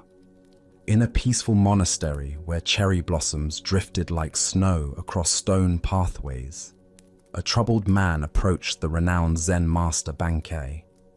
The visitor's face bore the weight of years of struggle, his shoulders tense with the burden he carried within. "Master," the man said, bowing deeply, "I have come seeking your wisdom because I suffer from a terrible affliction. I was born with an uncontrollable temper that erupts without warning. No matter how hard I try to suppress it, This rage emerges and destroys my relationships, my peace, and my happiness. I have tried everything: meditation, prayer, even avoiding people altogether, but nothing works. Can you help me overcome this curse I was born with? Bankai listened with gentle attention, observing not just the man's words, but the earnestness in his voice and the genuine desire for freedom from suffering. The master's eyes held a knowing compassion, as if he could see something the visitor could not. "What a fascinating thing you describe," Bankai replied with genuine curiosity. "This terrible temper you were born with, I would very much like to see it. In fact, if you can show it to me right now, I will cure it for you immediately." The man paused, confused by this unexpected request. He looked within himself, scanning his inner landscape for the familiar flames of anger. But in this moment, sitting before the wise teacher in the tranquil setting, he found only calm awareness. "Well, Master, I don't actually have the temper right now," he admitted. "It's not here at this moment. It only appears suddenly when certain things happen, when someone criticizes me, or when I'm frustrated, or when things don't go as planned." Bankai nodded slowly, a gentle smile playing at the corners of his mouth. "Ah, I see. So this temper that you claim you were born with, it's not actually with you right now. It only appears under certain circumstances.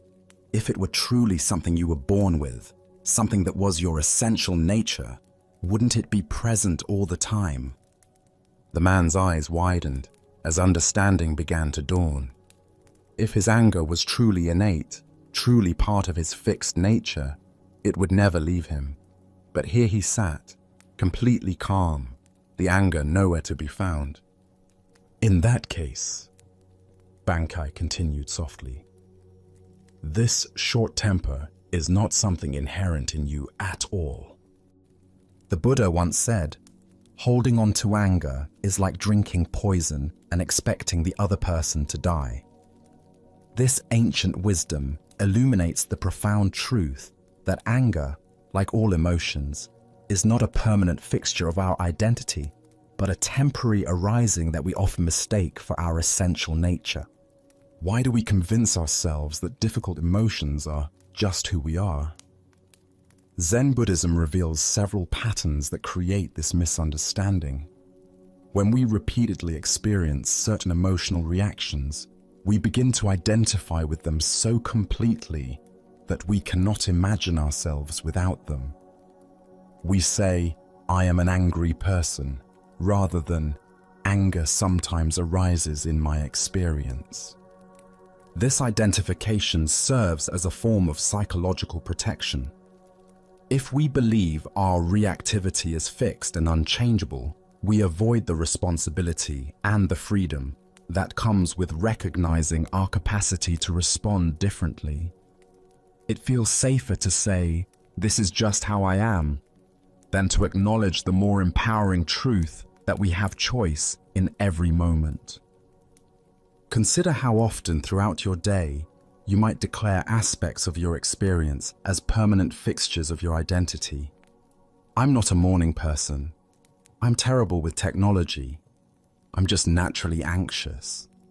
Each of these statements reinforces the illusion that our patterns are immutable rather than simply habits that can be transformed through awareness and practice.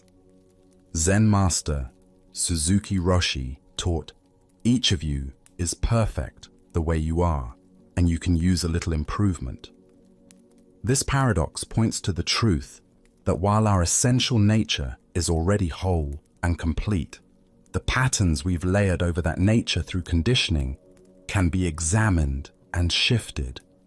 The man in our story discovered what meditation practitioners call the gap, the space between thoughts, the pause between reactions, where our true nature exists unmarked by temporary emotional weather.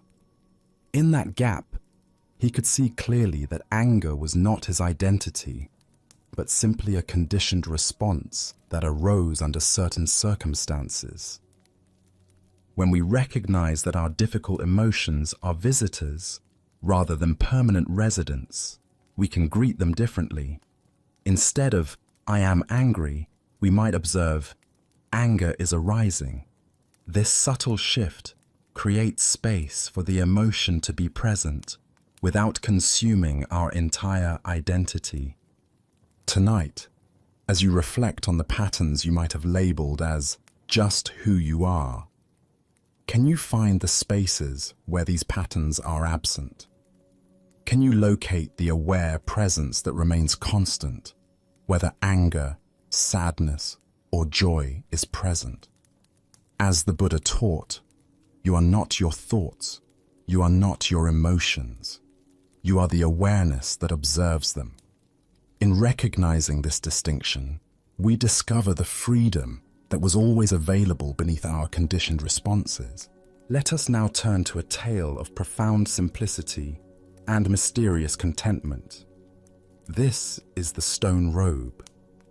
In the mountains near the great teacher Hakuin's temple lived a monk whose real name has been lost to history.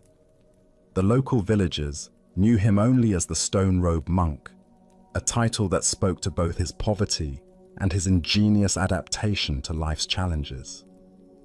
This solitary master owned virtually nothing. His hut contained no furniture, no decorations, no comforts of any kind. Most remarkably, he possessed no robe, an almost unthinkable condition for a Buddhist monk. Where other monks wore flowing robes that marked their status and provided warmth, the stone robe monk wrapped only his own skin against the elements. On the coldest mountain nights, when frost covered the ground and wind howled through the peaks, the monk had devised a unique solution. He would pick up a heavy stone and carry it around his small hut, walking in slow, deliberate circles until the effort of carrying the rock generated enough body heat to warm him. Round and round he would pace, the stone tight against his chest, his breath visible in the frigid air, until warmth spread through his limbs. The villagers who occasionally glimpsed him during these midnight walks were both puzzled and moved by the sight. Here was a man who had found a way to transform the very hardship of his poverty into a practice. The stone that others might see as a burden became his provider of comfort. The cold that might drive others to despair became an opportunity for simple, effective action. From time to time, the stone robe monk would visit Master Hakuin, appearing at the temple like a figure from another era. The two masters would sit together, sharing the wordless communication that flows between those who have touched the deepest truths. Then, as quietly as he had arrived, the stone robe monk would disappear back into the mountains. One day, he simply vanished entirely. No one knows where he went or how he died. But the stone he carried on those cold nights still sits in front of his abandoned hut, weathered by countless seasons, a silent testament to a life lived with extraordinary contentment in the face of extraordinary simplicity. The Buddha understood that health is the greatest gift, contentment the greatest wealth, faithfulness the best relationship. The deeper teaching here shows us that true wealth has nothing to do with material possession and everything to do with our relationship to whatever circumstances we find ourselves in. Why do we struggle to find contentment with simplicity? Our conditioning teaches us that comfort must come from external sources: warmer clothes, better shelter, more possessions, improved circumstances. The stone robe monk discovered something radically different. That resourcefulness born from acceptance can transform any limitation into workable wisdom. This tale unveils the profound difference between poverty of spirit and voluntary simplicity. Poverty of spirit involves feeling victimized by our circumstances, resentful of what we lack, constantly comparing our situation to others who have more.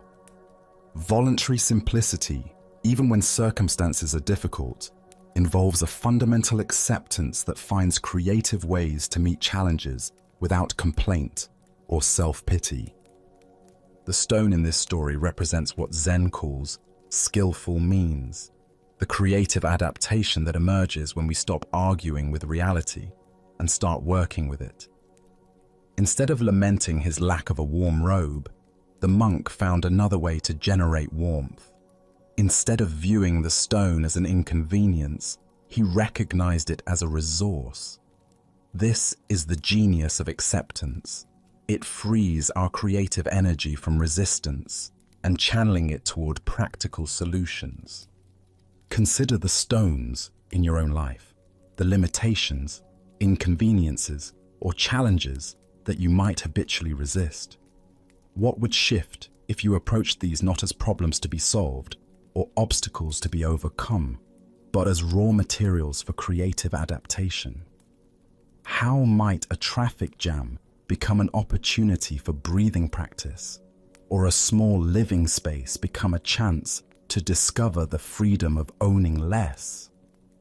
Zen master Dogen taught, to study the Buddha way is to study the self. To study the self is to forget the self. The stone robe monk embodied this forgetting. He lived so fully present to what was needed in each moment that there was no energy left over for self-pity or comparison with others. His contentment arose not from having his needs met in conventional ways, but from the joy of meeting them creatively. The mystery of his disappearance adds another dimension to the teaching. Like all authentic spiritual presence, his impact was felt not through permanence, but through the quality of his being. He left no teachings, founded no school, attracted no permanent students. Yet the stone remains, inviting anyone who encounters it to contemplate the possibility of profound contentment within the simplest circumstances. Tonight, as you rest in whatever comfort or discomfort surrounds you, can you sense the stone robe monk's spirit? Can you feel the possibility of finding warmth, not through acquiring more, but through fully embracing what is already present? As the Buddha taught, very little is needed to make a happy life. It is all within yourself, in your way of thinking.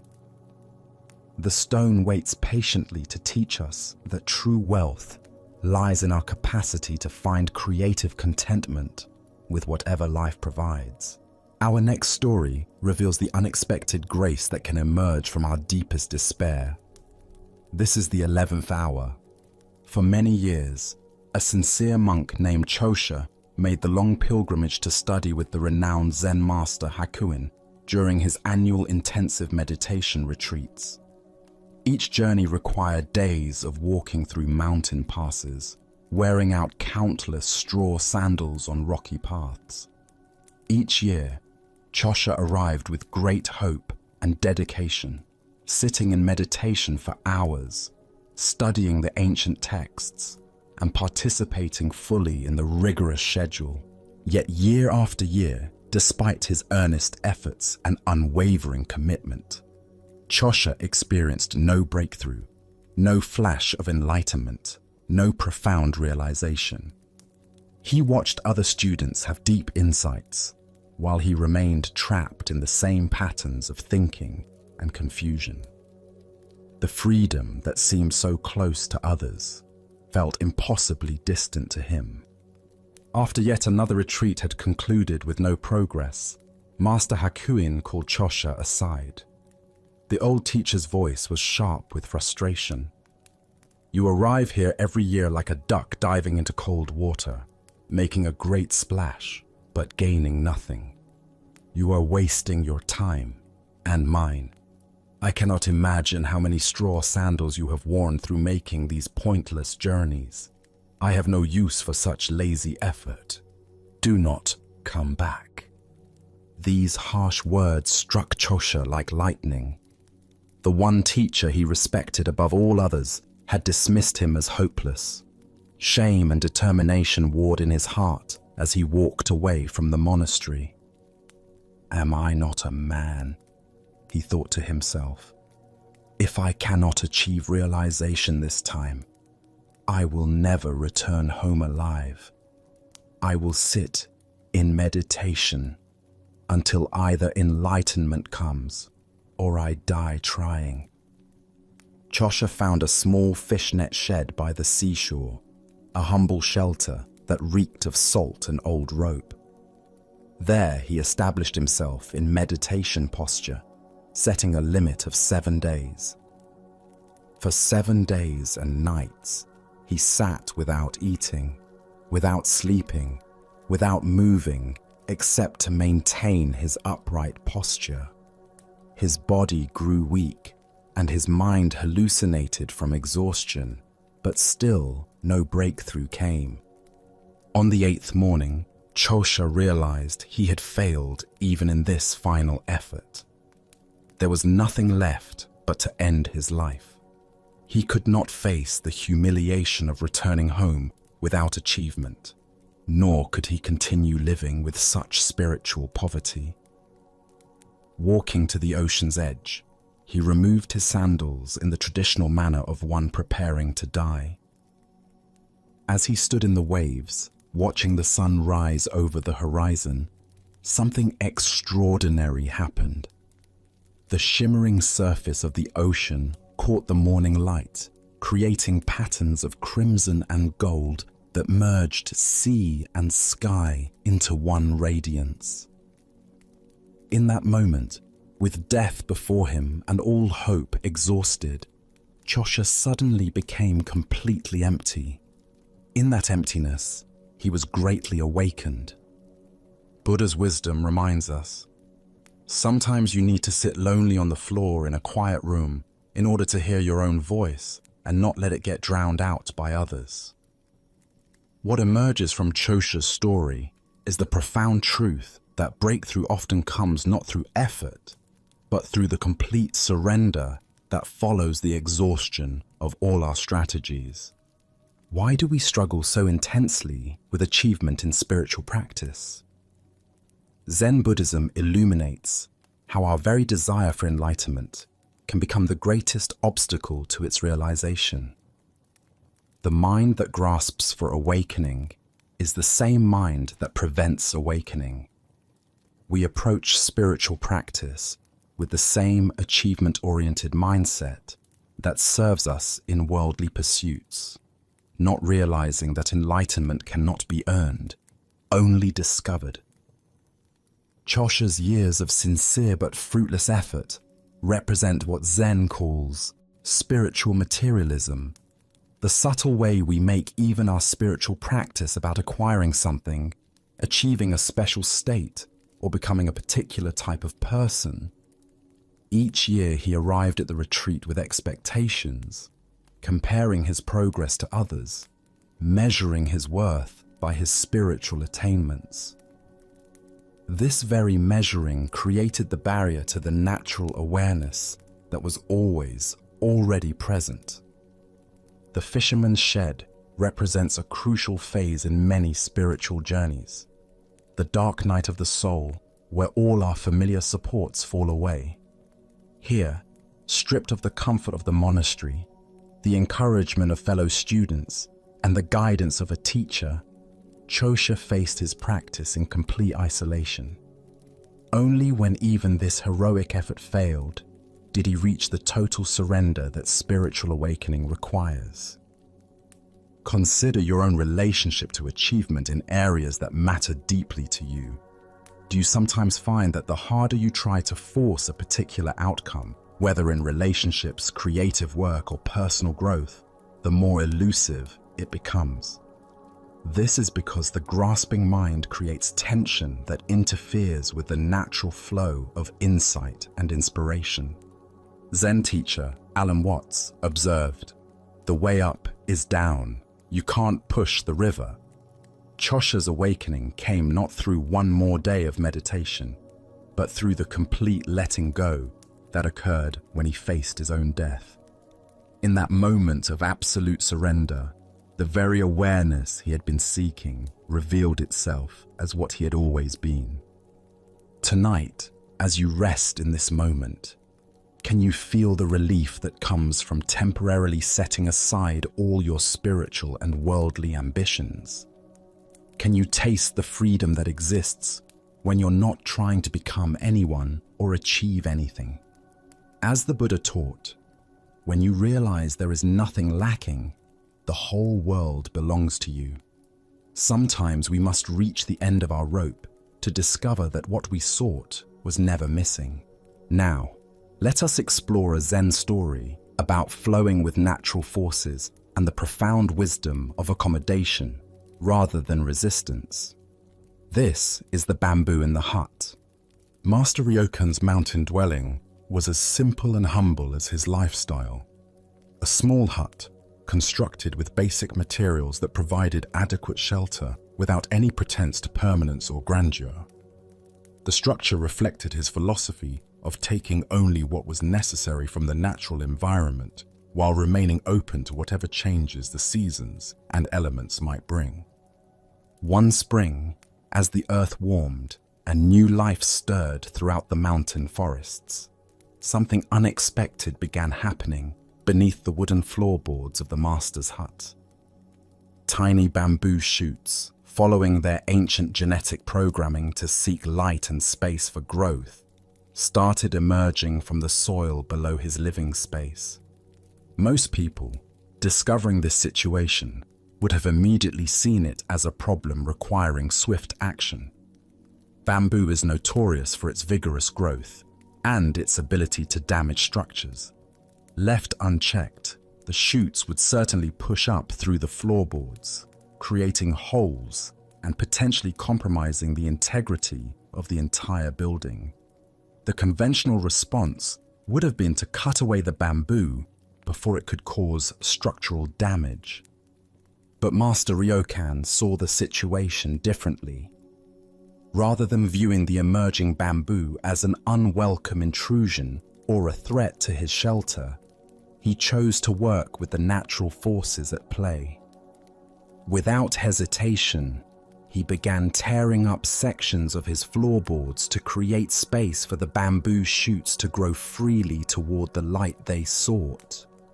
As the weeks passed, the bamboo responded to his accommodation by growing with remarkable speed and vigor. The shoots rose higher and higher, soon reaching the ceiling of the small hut and pressing against the roof beams. Again, most people would have seen this as the point where drastic action became necessary. Either the bamboo had to be cut or the dwelling would be destroyed. Once again, Master Ryokan chose accommodation over resistance. He carefully removed sections of his roof to allow the bamboo to continue its upward growth, creating openings that let the shoots emerge into the open air above his living space. The bamboo responded by growing through the roof and continuing to reach toward the sky. The final result of this process was remarkable. Master Ryokan found himself living in a hut where living bamboo grew up through the floor and extended through the roof, creating a unique dwelling that was part human construction and part natural forest. Rather than seeing this as a compromised or damaged living situation, he embraced it as an enhancement that brought him into even more intimate contact with natural processes. Untroubled by what others might consider a highly irregular living arrangement, Master Ryokan simply continued his daily practices of meditation, study, and contemplation. He sat in zazen beneath the living bamboo that now shared his dwelling space, finding that their presence added a quality of natural aliveness and seasonal awareness that conventional architecture could never provide. The bamboo became his intimate companions, growing and changing with the seasons, rustling softly in the wind, and creating patterns of light and shadow that shifted throughout the day. What had begun as a potential problem had been transformed through his willingness to accommodate natural forces into an enhancement of his simple mountain life. As the Buddha observed, nothing is permanent except change. This teaching relates profoundly to our capacity for flowing with natural processes rather than rigidly defending our constructed plans and arrangements against the inevitable forces of growth and transformation.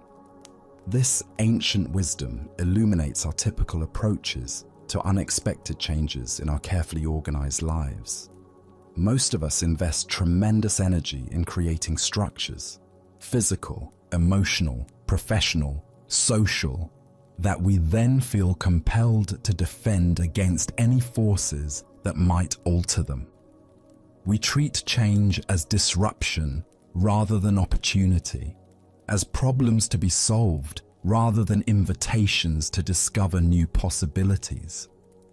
Master Ryokan's response to the bamboo demonstrates a radically different relationship with the unexpected.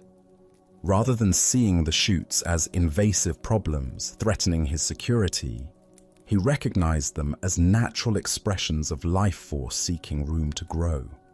His accommodation of their needs led to a living situation that was far more interesting and dynamic than his original static dwelling.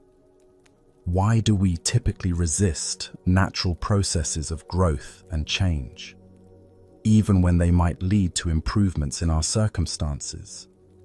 This resistance often stems from our attachment to predictability and our fear that any deviation from our plans will lead to chaos or loss of control. We prefer the security of familiar limitations to the uncertainty of organic development. The master's willingness to tear up his floorboards and modify his roof represents the kind of fundamental flexibility that authentic spiritual practice cultivates. Rather than defending his comfort zone against all modifications, he remained open to discovering what new forms of livability might emerge through cooperation with forces beyond his control. This story reveals the difference between accommodation and passive surrender.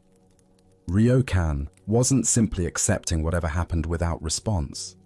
He was actively participating in creating solutions that honored both his need for shelter and the bamboo's need for growing space. His actions were both practical and deeply cooperative with natural processes. We can observe similar opportunities for creative accommodation in many areas of life. The parent whose carefully planned family routines are disrupted by a child's unexpected interests or needs.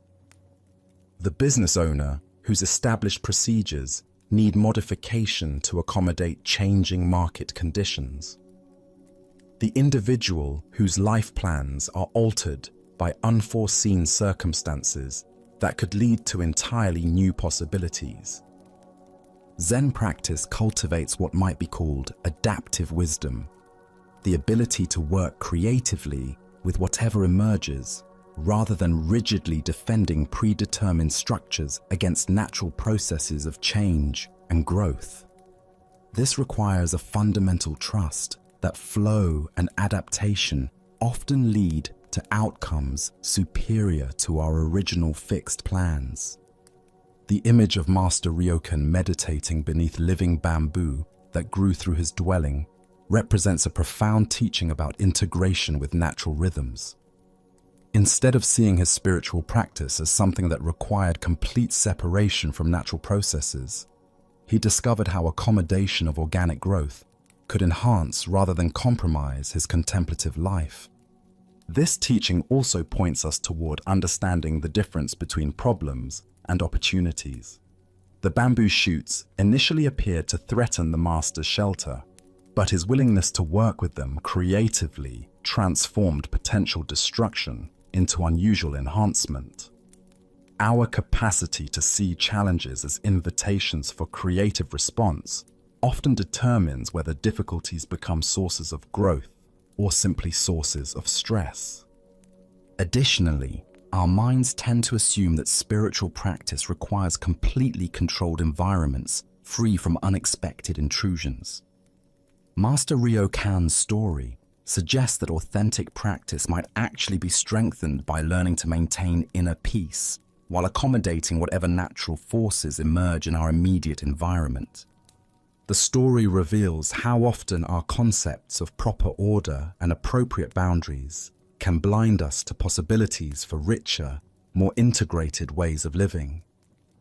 The master's hut, with bamboo growing through it, challenged conventional ideas about indoor and outdoor spaces, but created a unique form of dwelling that honored both human needs and natural processes. Beyond this, there emerges a teaching about the creativity that can emerge when we stop fighting against what wants to happen and instead ask how we might work with emerging forces to create something neither we nor they could have achieved independently. Tonight, as you consider areas of your life where unexpected changes or growth are challenging your established routines and structures, can you identify opportunities for creative accommodation rather than rigid resistance? What would it mean to tear up a few floorboards to make room for natural processes that might enhance rather than threaten your overall well-being? Buddha's wisdom reminds us, the wise find pleasure in water, virtue in mountains, and wisdom in forests. By learning to live in harmony with natural forces, rather than constant opposition to them, we discover forms of security and satisfaction that rigid control can never provide. The deep peace that comes from flowing with life, rather than constantly struggling against it. Our next story reveals the mysterious ways that true effort emerges when we release our preconceptions about purpose. This takes place in a mountain monastery in ancient China, where two devoted students named Puk and Muk serve their master with unwavering dedication. The morning sun streams through the monastery windows as the master calls his two students to him. In his weathered hands, he holds a simple wicker basket, its bamboo strips woven in traditional patterns, but clearly designed for carrying dry goods, not liquids. The master's eyes twinkle with what the students will later recognize as gentle mischief as he announces their task for the day. "I need water," the master says, extending the basket toward them. "Please go to the river and fetch some water with this wicker basket." Puk and Muk exchange puzzled glances, but bow respectfully. They have learned not to question their master's instructions, no matter how unusual they might seem. Together, they carry the basket down the winding path to the river, its waters rushing clear and cold from the mountain peaks above. Reaching the riverbank, they wade into the gentle current and dip the basket below the surface. As expected, the water immediately flows through the woven strips, leaving them empty-handed.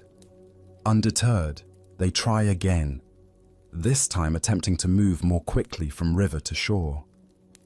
Still, every drop escapes before they can take even a few steps. For hours, they experiment with different techniques. They try covering the basket with their robes, moving in coordinated patterns, even attempting to carry it together. Each effort ends the same way, with empty hands and growing frustration, yet something keeps them trying. Perhaps it's their devotion to their master, or perhaps it's the puzzle itself that compels them to continue. Finally, as the sun begins its afternoon descent, they return to the monastery with heavy hearts and the same empty basket. "Master," Puk begins hesitantly, "we have tried everything, but the basket simply will not hold water." The master takes the basket from their hands and examines it carefully, running his fingers along the bamboo strips. A smile spreads across his face as he says, "Ah, wonderful. The basket has never been this clean. If I had simply asked you to clean it, you would have given it a quick rinse. But motivated by the challenge of carrying water, you have scrubbed every surface, forced water through every crevice, and polished it to perfection." Buddha's wisdom reminds us, happiness does not depend on what you have or who you are. It solely relies on what you think. This tale unveils the profound difference between going through motions and genuine engagement with our tasks. Why do we struggle to bring our full attention to mundane activities? Zen teachings illuminate how our ego creates hierarchies of importance, labeling some tasks as worthy of our best effort and others as mere drudgery to be completed as quickly as possible. We save our enthusiasm for activities that promise recognition, pleasure, or advancement, while treating necessary maintenance work as obstacles to more meaningful pursuits. Our minds constantly evaluate whether activities deserve our full presence. Cleaning becomes a chore when we focus solely on having clean spaces. Exercise becomes tedious when we think only of fitness goals. Cooking becomes rushed when we view it merely as fuel preparation. In each case, we rob ourselves of the intrinsic satisfaction available in skillful engagement with the task itself. The Buddha taught that right action emerges naturally when we bring wholehearted attention to whatever we're doing. Puk and Muk discovered this principle accidentally. Motivated by their desire to solve the master's puzzle, they transcended their usual approach to cleaning and brought creativity, persistence, and total engagement to their work. Master Linji taught, "There is nothing special to do, just be ordinary. Relieve yourself, wash your face, put on your clothes, and eat your food. When tired, sleep." This ordinariness points not to carelessness, but to bringing the same quality of presence to every activity. The sacred isn't found in special practices, but in meeting common tasks with uncommon attention. Consider how your relationship to household chores might transform if you approach them as spiritual practice. What if washing dishes became meditation on impermanence? What if organizing your living space became an exercise in mindful attention to detail? What if preparing meals became an offering of nourishment to yourself and others? The deeper pattern here reveals how indirect approaches often evoke our best efforts. When we focus directly on outcomes, we often become self-conscious and restrictive. When we focus on meeting challenges or serving others, our natural capabilities emerge more fully. Tonight, as you encounter tasks that your mind judges as unimportant, can you experiment with bringing the attention you'd give to something precious? Perhaps you'll discover that the quality of presence you bring to any activity determines its capacity to nourish your spirit. As the Buddha said, "If you want to know your past life, look at your present condition. If you want to know your future, look at your present actions." Every mundane task is an opportunity to practice the presence that shapes both your character and your experience of aliveness. Let us continue our journey with a story about the limits of intellectual understanding and the humility that true wisdom requires.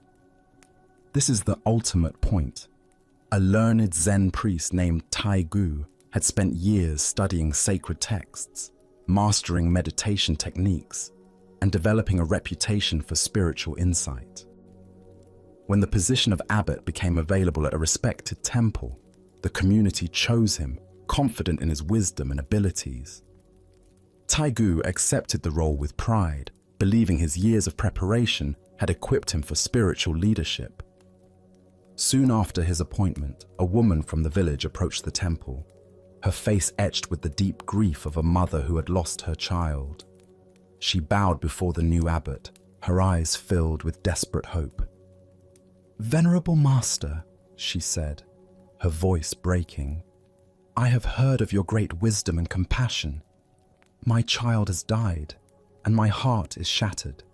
Please, tell me where my child has gone. I need to know, where is my beloved child now?" Taigu sat in silence, his mind racing through all the Buddhist teachings he had memorized about death, rebirth, and the nature of existence.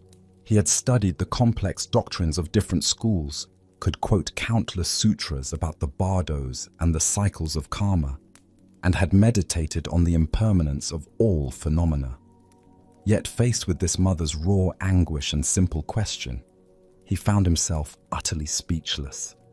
The philosophical concepts that had seemed so clear in scholarly discussion suddenly felt hollow and inadequate. The woman's grief was immediate and real, while his understanding remained theoretical and distant. He opened his mouth to speak, but no words came. How could he offer intellectual explanations to a heart torn apart by loss? The woman waited, her eyes searching his face for some comfort, some insight that might ease her unbearable pain. But Taigu remained silent, realizing with growing horror that despite all his study and supposed attainment, he had no authentic answer to offer her. Finally, the woman rose slowly, her shoulders shaking with silent sobs. She bowed once more and walked away, leaving Taigu alone with the weight of his inadequacy. Her footsteps echoed in the temple hall long after she had gone.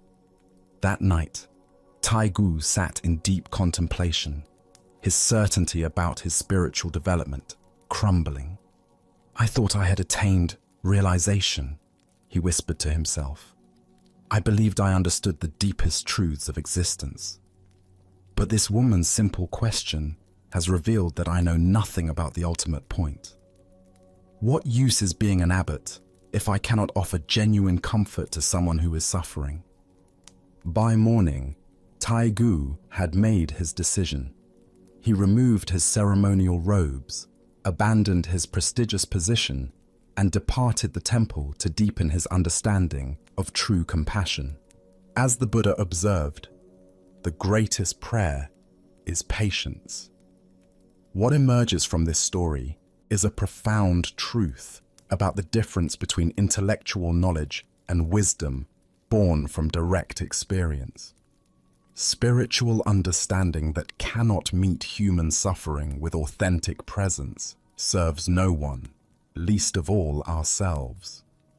Why do we sometimes mistake scholarly knowledge for genuine wisdom? Zen Buddhism reveals several ways our minds create this confusion. We can become intoxicated by conceptual understanding, collecting spiritual ideas like trophies, while our hearts remain untouched by their deeper meaning. This intellectual accumulation gives us a false sense of advancement while leaving us unprepared for life's most challenging moments. We also develop what might be called premature certainty, the belief that because we can articulate spiritual truths, we have integrated them fully. Like a person who has read extensively about swimming but never entered the water, we might know all the theory while lacking practical skill when it matters most. Additionally, spiritual positions and titles can insulate us from the very experiences that would deepen our understanding. When people treat us as wise, we might begin to believe our own reputation rather than continuing to cultivate genuine insight. The abbot's role placed Taigu in a position where others expected him to have answers, but this expectation prevented him from acknowledging his actual limitations.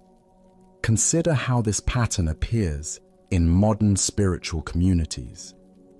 Teachers might offer complex, philosophical explanations for suffering while lacking the emotional availability to simply sit with someone in pain.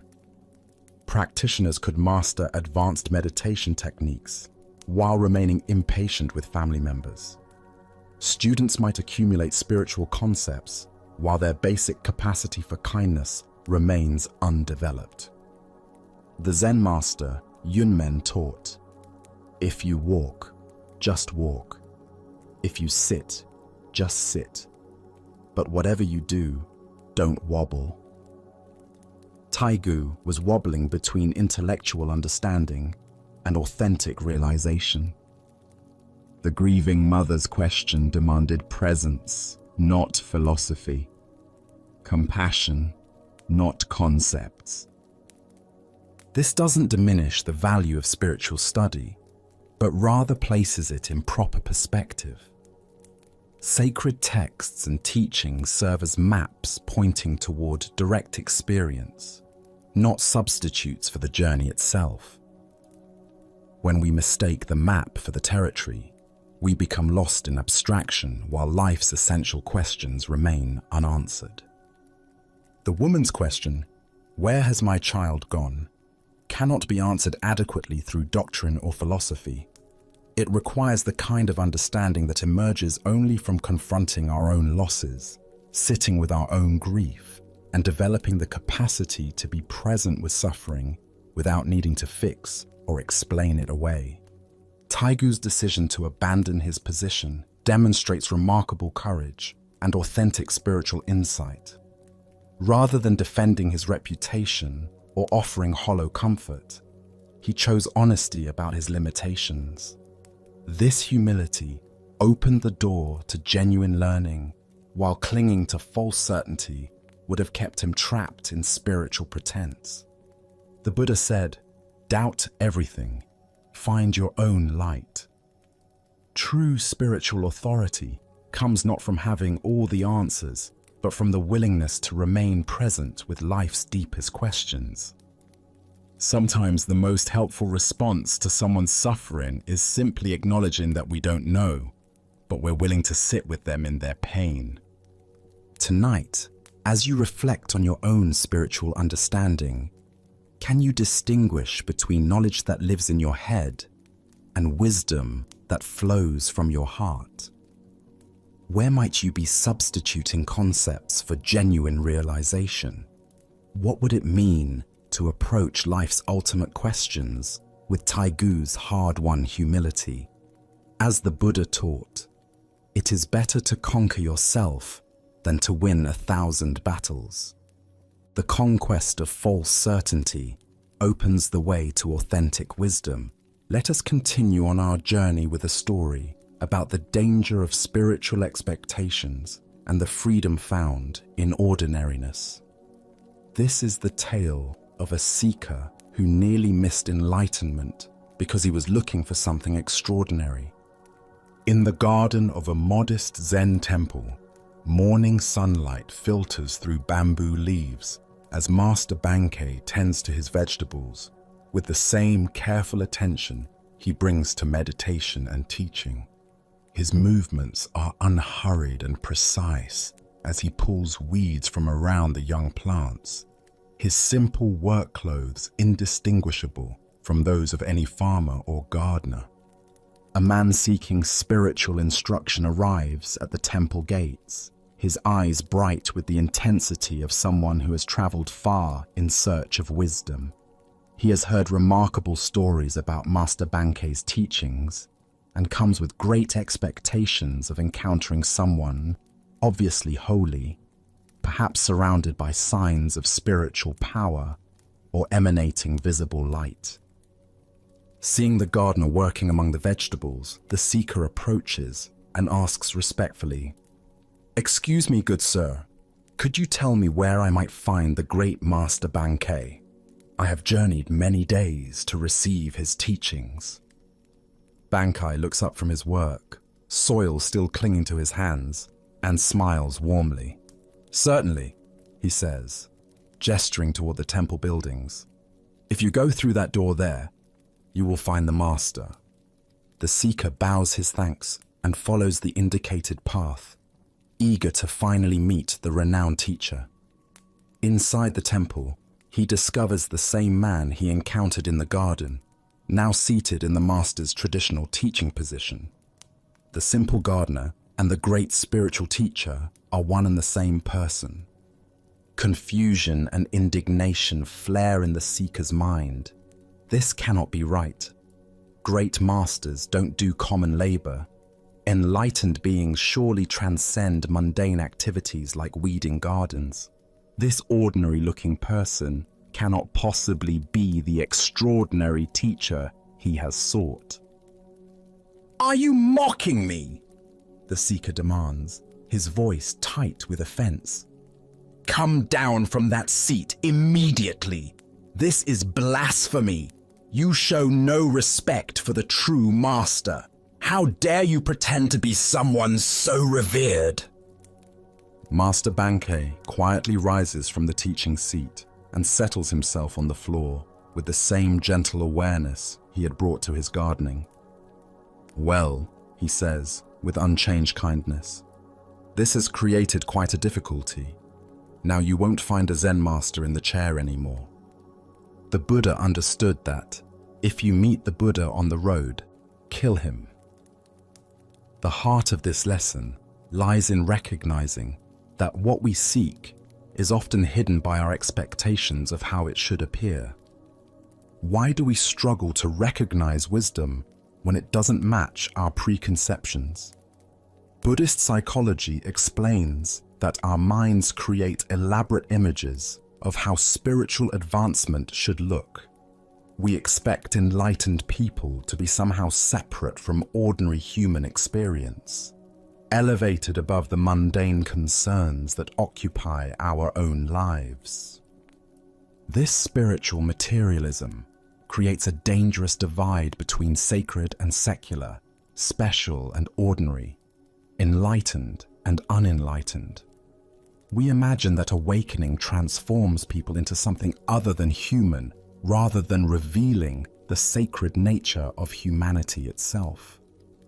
These expectations become barriers that prevent us from recognizing the very wisdom we claim to seek. The seeker's reaction reveals how deeply our conditioning shapes perception. Unable to reconcile his image of a great master with the reality of someone pulling weeds, he chose to reject the evidence of his senses rather than question his assumptions.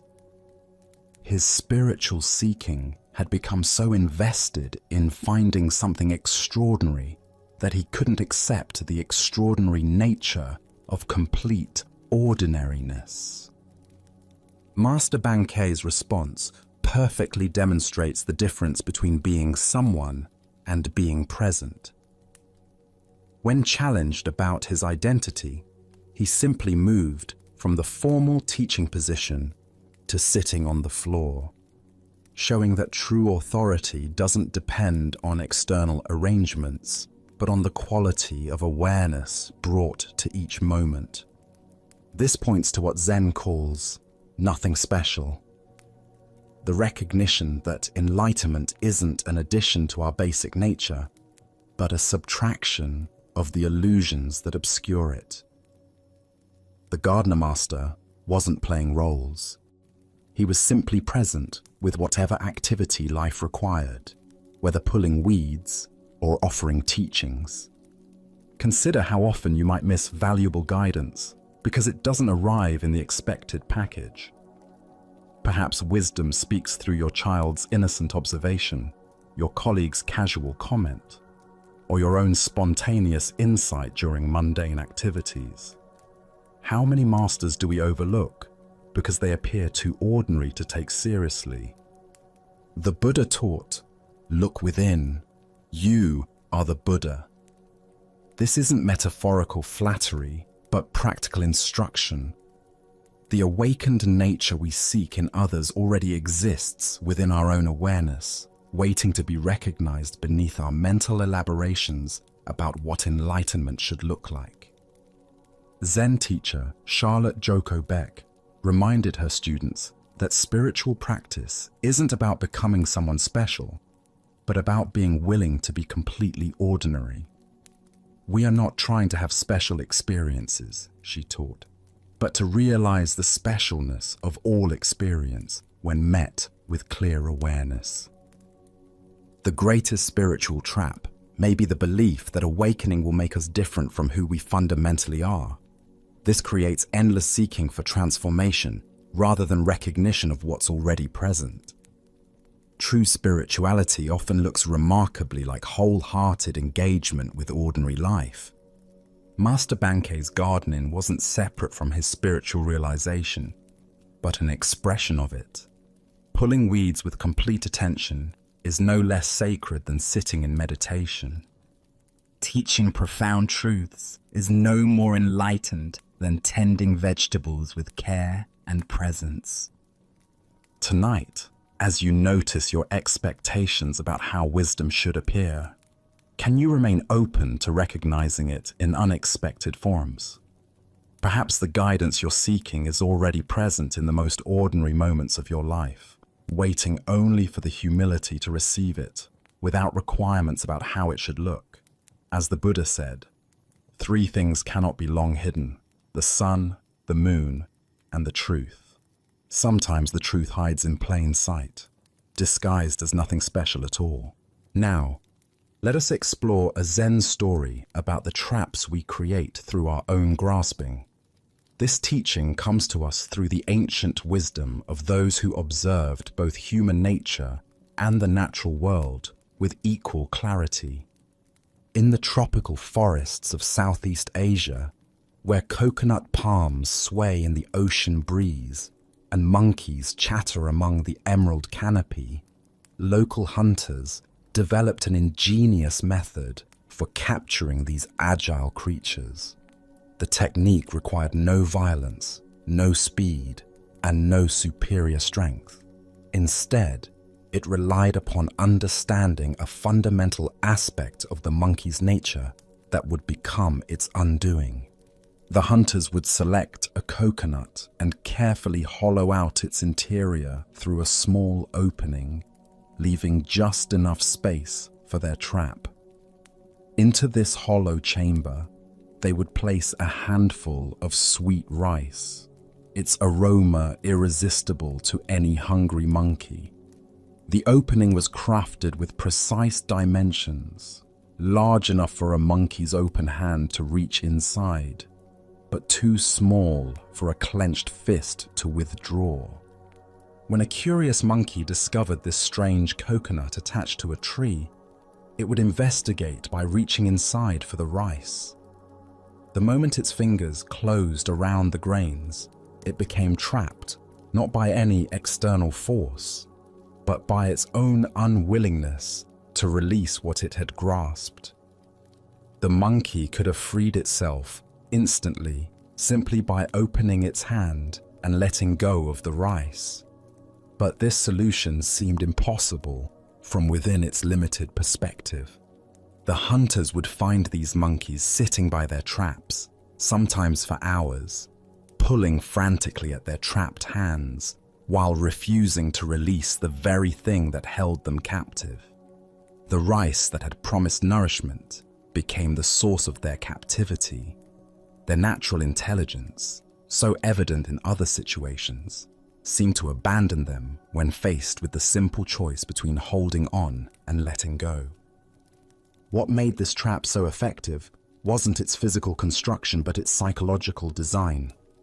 It transformed the monkey's own grasping nature into the mechanism of its capture. The stronger the monkey pulled, the more trapped it became. The tighter it gripped the rice, the more impossible escape appeared. The Buddha taught, "You only lose what you cling to." This profound teaching points directly to the monkey's predicament and our own. The story illuminates how our attachments, no matter how seemingly small or justified, can become the very prisons that limit our freedom. Why do we hold so tightly to things that ultimately constrain our movement through life? Buddhist psychology identifies this pattern as the root of much human suffering. Our minds, like the monkey's instincts, are conditioned to grasp what appears beneficial and hold on regardless of consequences.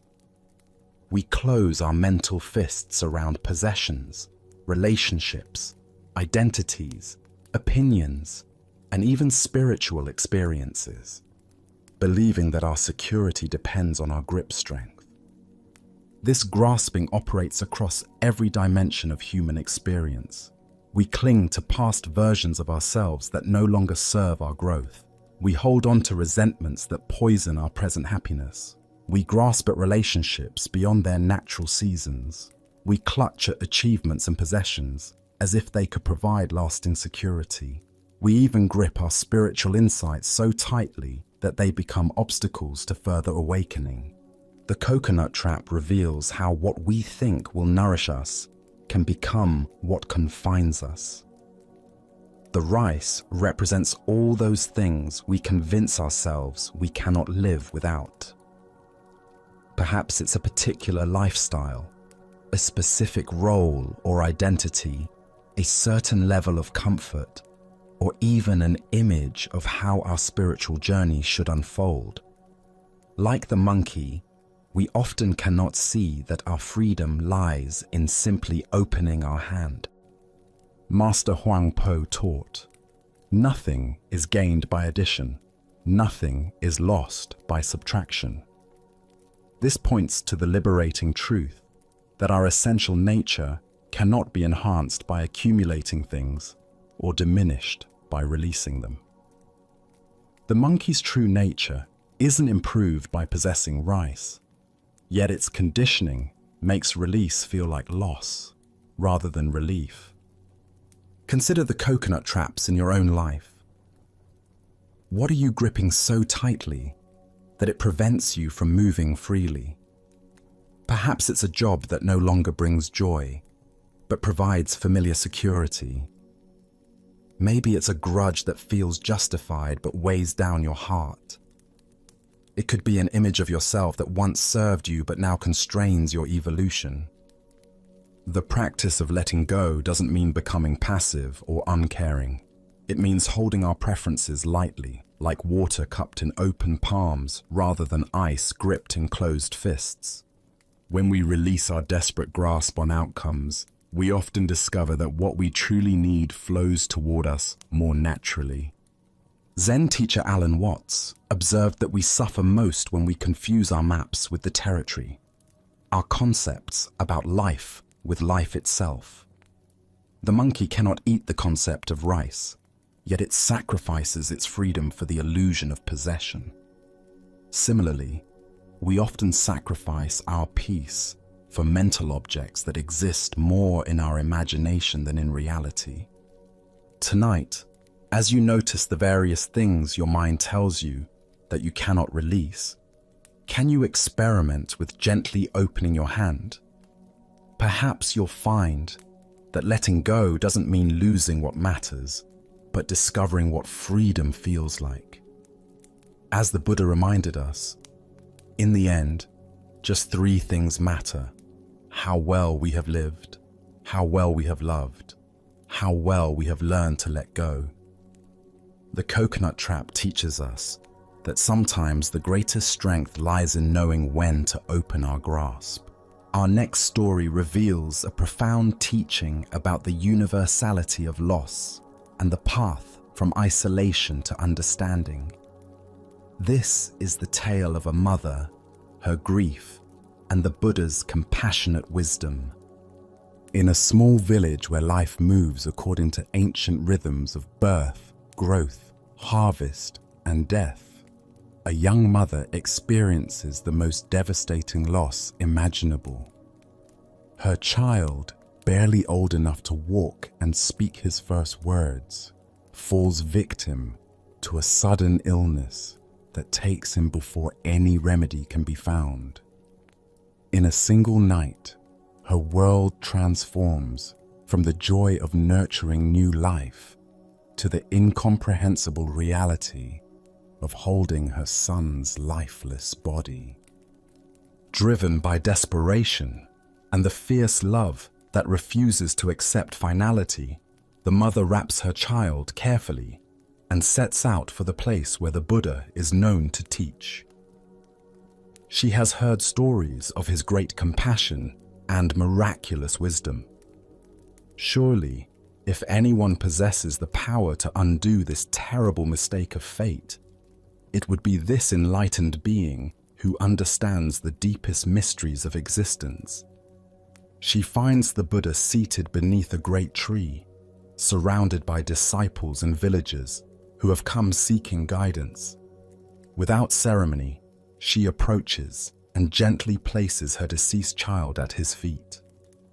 Her voice, hoarse with grief yet firm with determined hope, carries across the gathered assembly. "Please, Lord Buddha," she pleads, "bring my son back to life. He is everything I have in this world. Without him, my existence has no meaning. I know that your compassion is limitless and your power beyond ordinary understanding.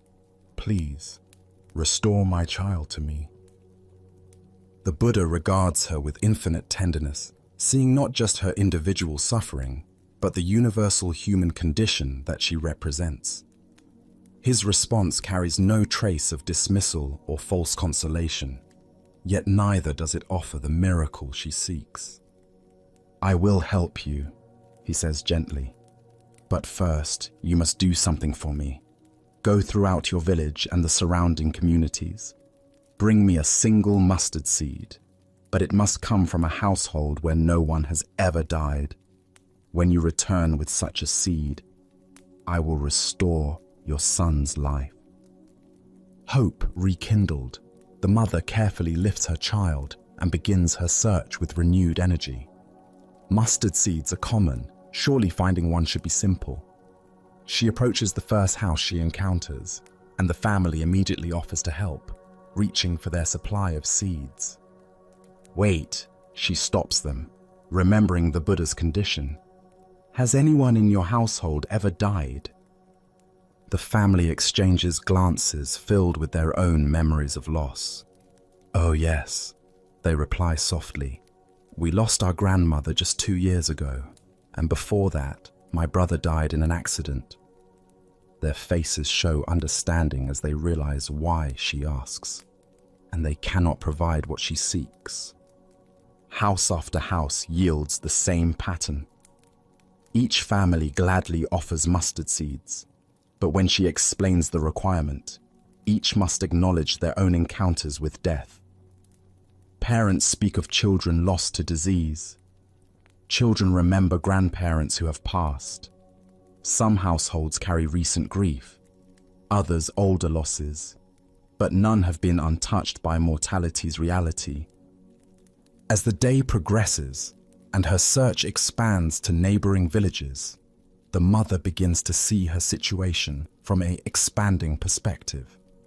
In every home, she finds not just willingness to help, but recognition of shared experience.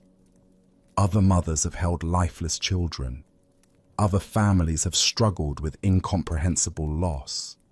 Her agony, while intensely personal, is also universally human. By evening, she has not found a single household that death has never visited. But more importantly, she has found something else. The recognition that suffering, while painful, connects us to the fundamental condition of all living beings, rather than separating us from them. She returns to the Buddha, no longer carrying desperate demands for miraculous intervention, but seeking a different kind of help. Her son's body rests peacefully in her arms, but her relationship to his death has transformed. She bows deeply and says, "Lord Buddha, I understand now. Please teach me about the nature of life and death. Help me find a way to honor my love for my son while learning to live with this loss." Ancient Buddhist wisdom tells us, of all footprints, that of the elephant is supreme. Similarly, of all meditative themes, that on death is supreme. The deeper teaching here shows us that acknowledging the universality of loss can transform isolation into connection and despair into wisdom. Why do we feel so alone when confronted with death and loss, when these experiences are among the most universal aspects of human existence? Buddhist psychology reveals that suffering often compounds itself by creating the illusion that our pain is uniquely unbearable, that others couldn't possibly understand our particular anguish, that we've been singled out for especially cruel treatment by fate. This sense of isolation intensifies grief by cutting us off from the very connections that could provide healing. When we believe our suffering is unprecedented, we resist the comfort and wisdom available from others who have walked similar paths. We push away exactly what we most need: the recognition that love and loss are inseparable throughout human experience. The Buddha's compassionate strategy didn't minimize the mother's grief or rush her toward acceptance. Instead, he guided her toward a direct discovery that would transform her understanding organically. By requiring her to visit household after household, he ensured she would encounter the full spectrum of human loss, while also witnessing how families continue living meaningful lives despite experiencing tragedy. This search served as a form of healing meditation in action. Each conversation with bereaved families became an opportunity for the mother to see her experience reflected in others' stories. Each expression of sympathy from people who recognized her pain created threads of connection that began weaving her back into the fabric of community. The mustard seed itself carries symbolic significance. It's one of the smallest seeds, yet it grows into a substantial plant. This suggests that even tiny acknowledgements of our shared vulnerability can grow into profound understanding and acceptance. The impossible condition the Buddha set wasn't meant to frustrate her, but to lead her toward a different kind of miracle: the transformation of isolated suffering into connected wisdom. Buddhist teacher Pema Chodron writes about the wisdom of no escape, the recognition that attempting to avoid life's inevitable difficulties creates additional suffering beyond the original pain. The mother's initial request represented this very human desire to escape from loss rather than learn how to be with it skillfully. The story also reveals how grief can become a gateway to deeper understanding when met with wisdom rather than denial. The mother's love for her child didn't diminish through accepting his death. Instead, it found a way to honor their connection while acknowledging the temporary nature of all physical forms. In Tibetan Buddhism, there's a practice called taking and giving, where practitioners deliberately contemplate the suffering of others as a way of developing compassion and perspective. The mother's journey inadvertently became such a practice as she discovered that every family carried losses similar to her own. This doesn't mean that individual grief should be minimized or quickly moved through. The particularity of each loss, the specific person, relationship, dreams that have ended, deserves full acknowledgement. But recognizing the universality of loss can prevent grief from becoming a prison that isolates us from life's continuing flow. The Buddha's guidance points toward what might be called grief with company, rather than grief alone.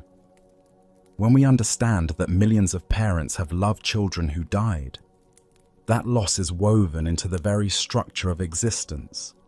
Our pain becomes no less real, but somehow more bearable, because it's shared. This story also addresses the natural human tendency to bargain with reality, to seek exceptions to universal laws through spiritual intervention. The mother's request for resurrection reflects our deep resistance to accepting that some changes cannot be undone, that some losses cannot be reversed through sufficient faith, love, or spiritual authority. Instead of resurrection, the Buddha offered something potentially more valuable, a path toward wisdom that could transform her relationship to loss itself. This represents spiritual teaching at its most skillful, meeting people exactly where they are while guiding them toward deeper understanding. The teaching doesn't end with accepting death's inevitability, but points toward how this acceptance can become a foundation for more authentic living. When we truly integrate the reality of impermanence, our remaining time becomes more precious, our relationships more genuine, our priorities clearer. Tonight, as you reflect on the losses you've experienced or fear experiencing, can you sense the vast company of others who have walked similar paths?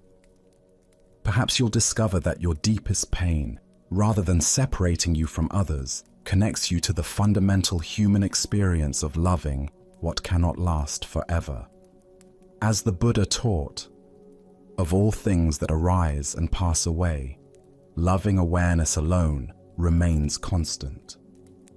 This awareness can hold both our love and our loss with equal tenderness. Let us explore a story that takes place in a tranquil temple nestled in the northern mountains of Japan, where autumn painted the world in brilliant shades of gold and crimson.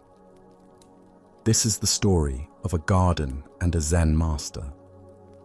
The crisp autumn air carries the sound of rustling leaves as a senior monk moves methodically through the temple courtyard.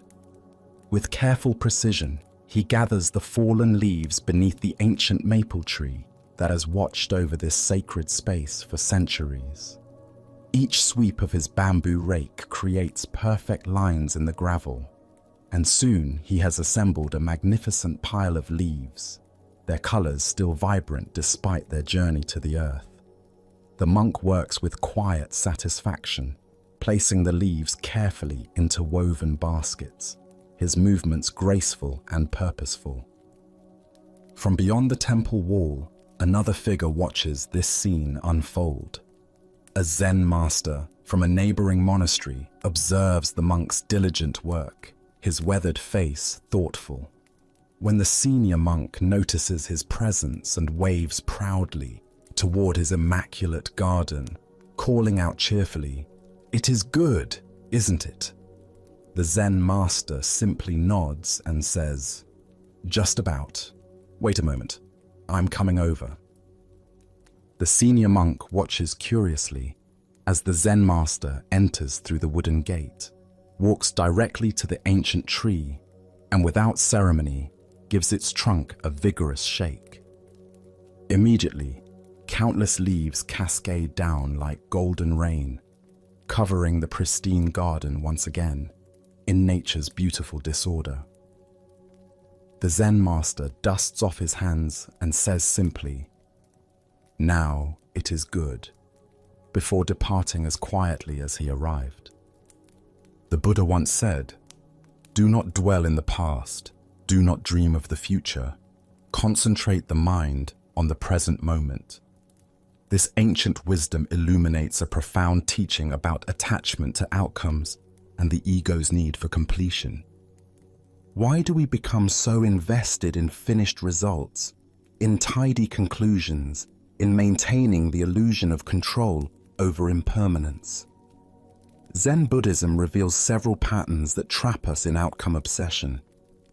We often measure our worth by external achievements, rather than the quality of presence we bring to each action. The senior monk had moved from mindful raking to prideful display, from being present with the process to identifying with the product. Consider how often throughout your day you rush through activities simply to reach their completion. Washing dishes becomes about having clean dishes rather than the warm water on your hands. Exercise becomes about burning calories rather than feeling your body move. meditation becomes about achieving peace rather than witnessing whatever arises. In each case, we sacrifice the richness of the present moment for an imagined future satisfaction. Zen Master Dogen taught, "You are perfect as you are, and you could use a little improvement." This seeming paradox points to the delicate balance between accepting what is while remaining open to continuous becoming. The garden was perfect in its autumn disorder, and it was also perfect in its temporary tidiness. Both states were fleeting expressions of natural flow. The deeper teaching here shows us that true spiritual practice lies not in achieving permanent states, but in developing the capacity to engage wholeheartedly with whatever work is before us. Whether gathering leaves or watching them fall, the quality of our attention matters more than the condition of our garden. When we cling to outcomes, we miss the sacred nature of process itself. This ancient wisdom challenges our productivity-obsessed culture that values completion over presence. What if the purpose of raking leaves isn't to have a tidy garden, but to practice wholehearted engagement with impermanence? What if the point of any spiritual practice isn't to achieve enlightenment, but to show up fully for this unrepeatable moment? Tonight, as you notice your attachment to having things finished, organized, or resolved, can you pause and appreciate the beauty of incompletion? Perhaps you'll discover that the most profound satisfaction comes not from achieving perfect results, but from offering perfect attention to whatever is arising now. As the Buddha taught, the mind is everything. What you think, you become. When we think we must control outcomes, we become anxious controllers. When we trust the wisdom of process, we become participants in life's deeper rhythms. Let us continue our journey with a story about the transformative power of innocence and how genuine gratitude can emerge from the most unexpected circumstances. This is The Kind Ferryman. At a remote river crossing where the current ran swift and dangerous, there operated a notorious ferryman whose reputation for violence and lawlessness was known throughout the region. This outlaw had chosen his profession not from any desire to serve travelers, but because the isolated location provided perfect opportunities for robbery and worse. Travelers who needed to cross the water had no alternative but to trust themselves to his boat, making them vulnerable to whatever intentions he might harbor. The ferryman had heard of Master Ryokan's reputation for gentleness and complete absence of any capacity for violence or resistance. Unlike the merchants and officials who sometimes crossed his river, people who might be armed or who could pose some threat if provoked. This humble monk represented what appeared to be an easy and risk-free target for whatever mischief the boatman might have in mind. When Master Ryokan approached the river crossing, seeking safe passage to continue his spiritual journey, the ferryman agreed to take him aboard with the hidden intention of amusing himself at the monk's expense.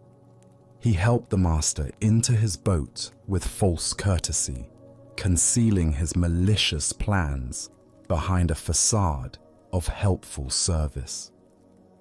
Once they had moved away from the shore and were in the middle of the river, where the current was strongest and the master would be completely helpless, the ferryman began implementing his cruel entertainment. He started deliberately rocking the boat violently from side to side, creating dangerous instability that threatened to overturn the vessel entirely. The boat pitched wildly in the swift current, water splashing over the sides as the ferryman used his knowledge of the river and his physical strength to create maximum terror for his passenger. His intention was clear.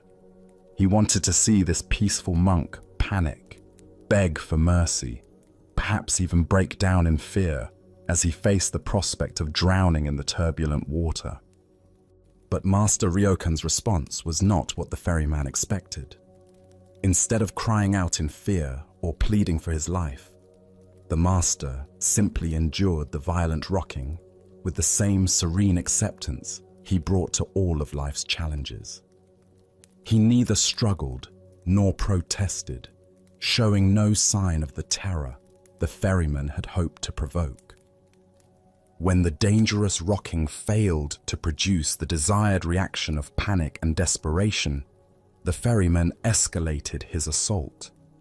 He deliberately tumbled Master Ryokan into the cold, swift-moving river, expecting to watch the monk struggle desperately in the water before being swept away by the strong current. But the master, though clearly not a strong swimmer, made no dramatic attempts to save himself through violent struggling against the river's power. His response to being thrown into the water was the same calm acceptance he had shown to the boat's rocking. He neither fought frantically against the current nor screamed for help, but simply allowed the water to carry him as it would. Watching this peaceful acceptance, the ferryman suddenly became alarmed. What had begun as cruel entertainment was transforming into something far more serious. The master was indeed in danger of drowning, and his complete lack of resistance or self-preservation instincts made his situation truly perilous rather than merely frightening. The ferryman's cruel amusement instantly transformed into genuine concern. Rushing to Master Ryokan's aid, he plucked the gentle monk from the water and pulled him safely back into the boat, using all his river skills to rescue someone he had just moments before been trying to terrify. Once the master was safely back in the vessel, dripping but unharmed, the ferryman expected anger, accusations, or at least some acknowledgement of the deliberate cruelty he had just inflicted. Instead, Master Ryokan looked at his rescuer with eyes full of sincere gratitude and profound appreciation. "Thank you," the master said with complete sincerity, bowing deeply to the bewildered ferryman. "Thank you for your act of selfless kindness in saving my life. Your compassion and quick action prevented me from drowning." The ferryman stood speechless, realizing that Master Ryokan genuinely believed he had been saved by a good Samaritan rather than rescued by his own tormentor. The master's innocence and gratitude were so complete that he saw only kindness where cruel intention had existed moments before. Buddha's wisdom tells us, hatred is never appeased by hatred in this world. By non-hatred alone is hatred appeased. This is a law eternal. The heart of this lesson lies in understanding how genuine innocence and gratitude can transform the very nature of our interactions, turning potential enemies into unexpected benefactors. This tale unveils something revolutionary about the power of perception to transform reality itself. Master Ryokan's complete innocence and genuine gratitude created a situation where the ferryman's malicious intentions became irrelevant compared to the actual outcome. A life-saving rescue that deserved acknowledgement regardless of the rescuer's original motivations. The master's response reveals a profound teaching about the difference between naive ignorance and conscious innocence. He wasn't simply unaware of the ferryman's cruel intentions. He chose to respond to what actually happened, being saved from drowning, rather than to the malicious motivations that had created the dangerous situation in the first place. Why do we typically focus on people's negative intentions rather than on whatever positive outcomes might emerge from their actions? This tendency reflects our investment in being right about others' badness, rather than our commitment to recognizing genuine opportunities for gratitude and connection. We often prefer being justified in our anger to finding reasons for appreciation. The ferryman's transformation from tormentor to rescuer demonstrates how quickly situations can shift when met with unexpected responses. His alarm at seeing the master in genuine danger revealed compassionate instincts that his cruel entertainment had temporarily suppressed. Master Ryokan's innocence created space for these better impulses to emerge naturally. This ancient wisdom illuminates our relationship with forgiveness and the power of choosing which aspects of complex situations to emphasize. The master could have focused on being deliberately thrown into the river, but instead he focused entirely on being pulled out of it. His choice of emphasis determined not only his own emotional state, but also the ferryman's understanding of who he was capable of being. The story reveals the difference between conditional and unconditional gratitude. Conditional gratitude depends on pure motivations and perfect circumstances. We're grateful only when people help us from completely altruistic intentions. But Master Ryokan demonstrated unconditional gratitude, appreciation for beneficial outcomes regardless of the complex motivations that might have preceded them. We can observe similar opportunities for transformative responses in many situations where people's mixed motivations create both harm and benefit. The co-worker who criticizes us publicly, but whose feedback actually helps us improve our performance. The family member who creates drama, but also provides genuine support during crises. The challenging relationship that causes pain, but also catalyzes important personal growth. This teaching also points us toward understanding the creative power of innocent interpretation. By seeing the ferryman as his rescuer rather than his tormentor, Master Ryokan offered him an identity upgrade that had the potential to influence all his future behavior. Sometimes, people become what we genuinely see them as being. Zen practice cultivates what might be called selective attention. Not denial of difficult realities, but conscious choice about which aspects of complex situations deserve our primary focus and response. When we can emphasize the helpful rather than the harmful, we often create conditions for more helpful behavior to continue emerging. The ferryman's speechlessness at receiving gratitude instead of accusations reveals how profoundly we can be affected by encountering responses that don't match our expectations. Master Ryokan's innocence created a moment of grace that challenged everything the outlaw thought he knew about how victims respond to perpetrators. Additionally, our minds tend to assume that spiritual practice should make us more discerning about others' negative motivations. But this story suggests that sometimes wisdom involves seeing through negative intentions to focus on positive outcomes and possibilities for genuine connection.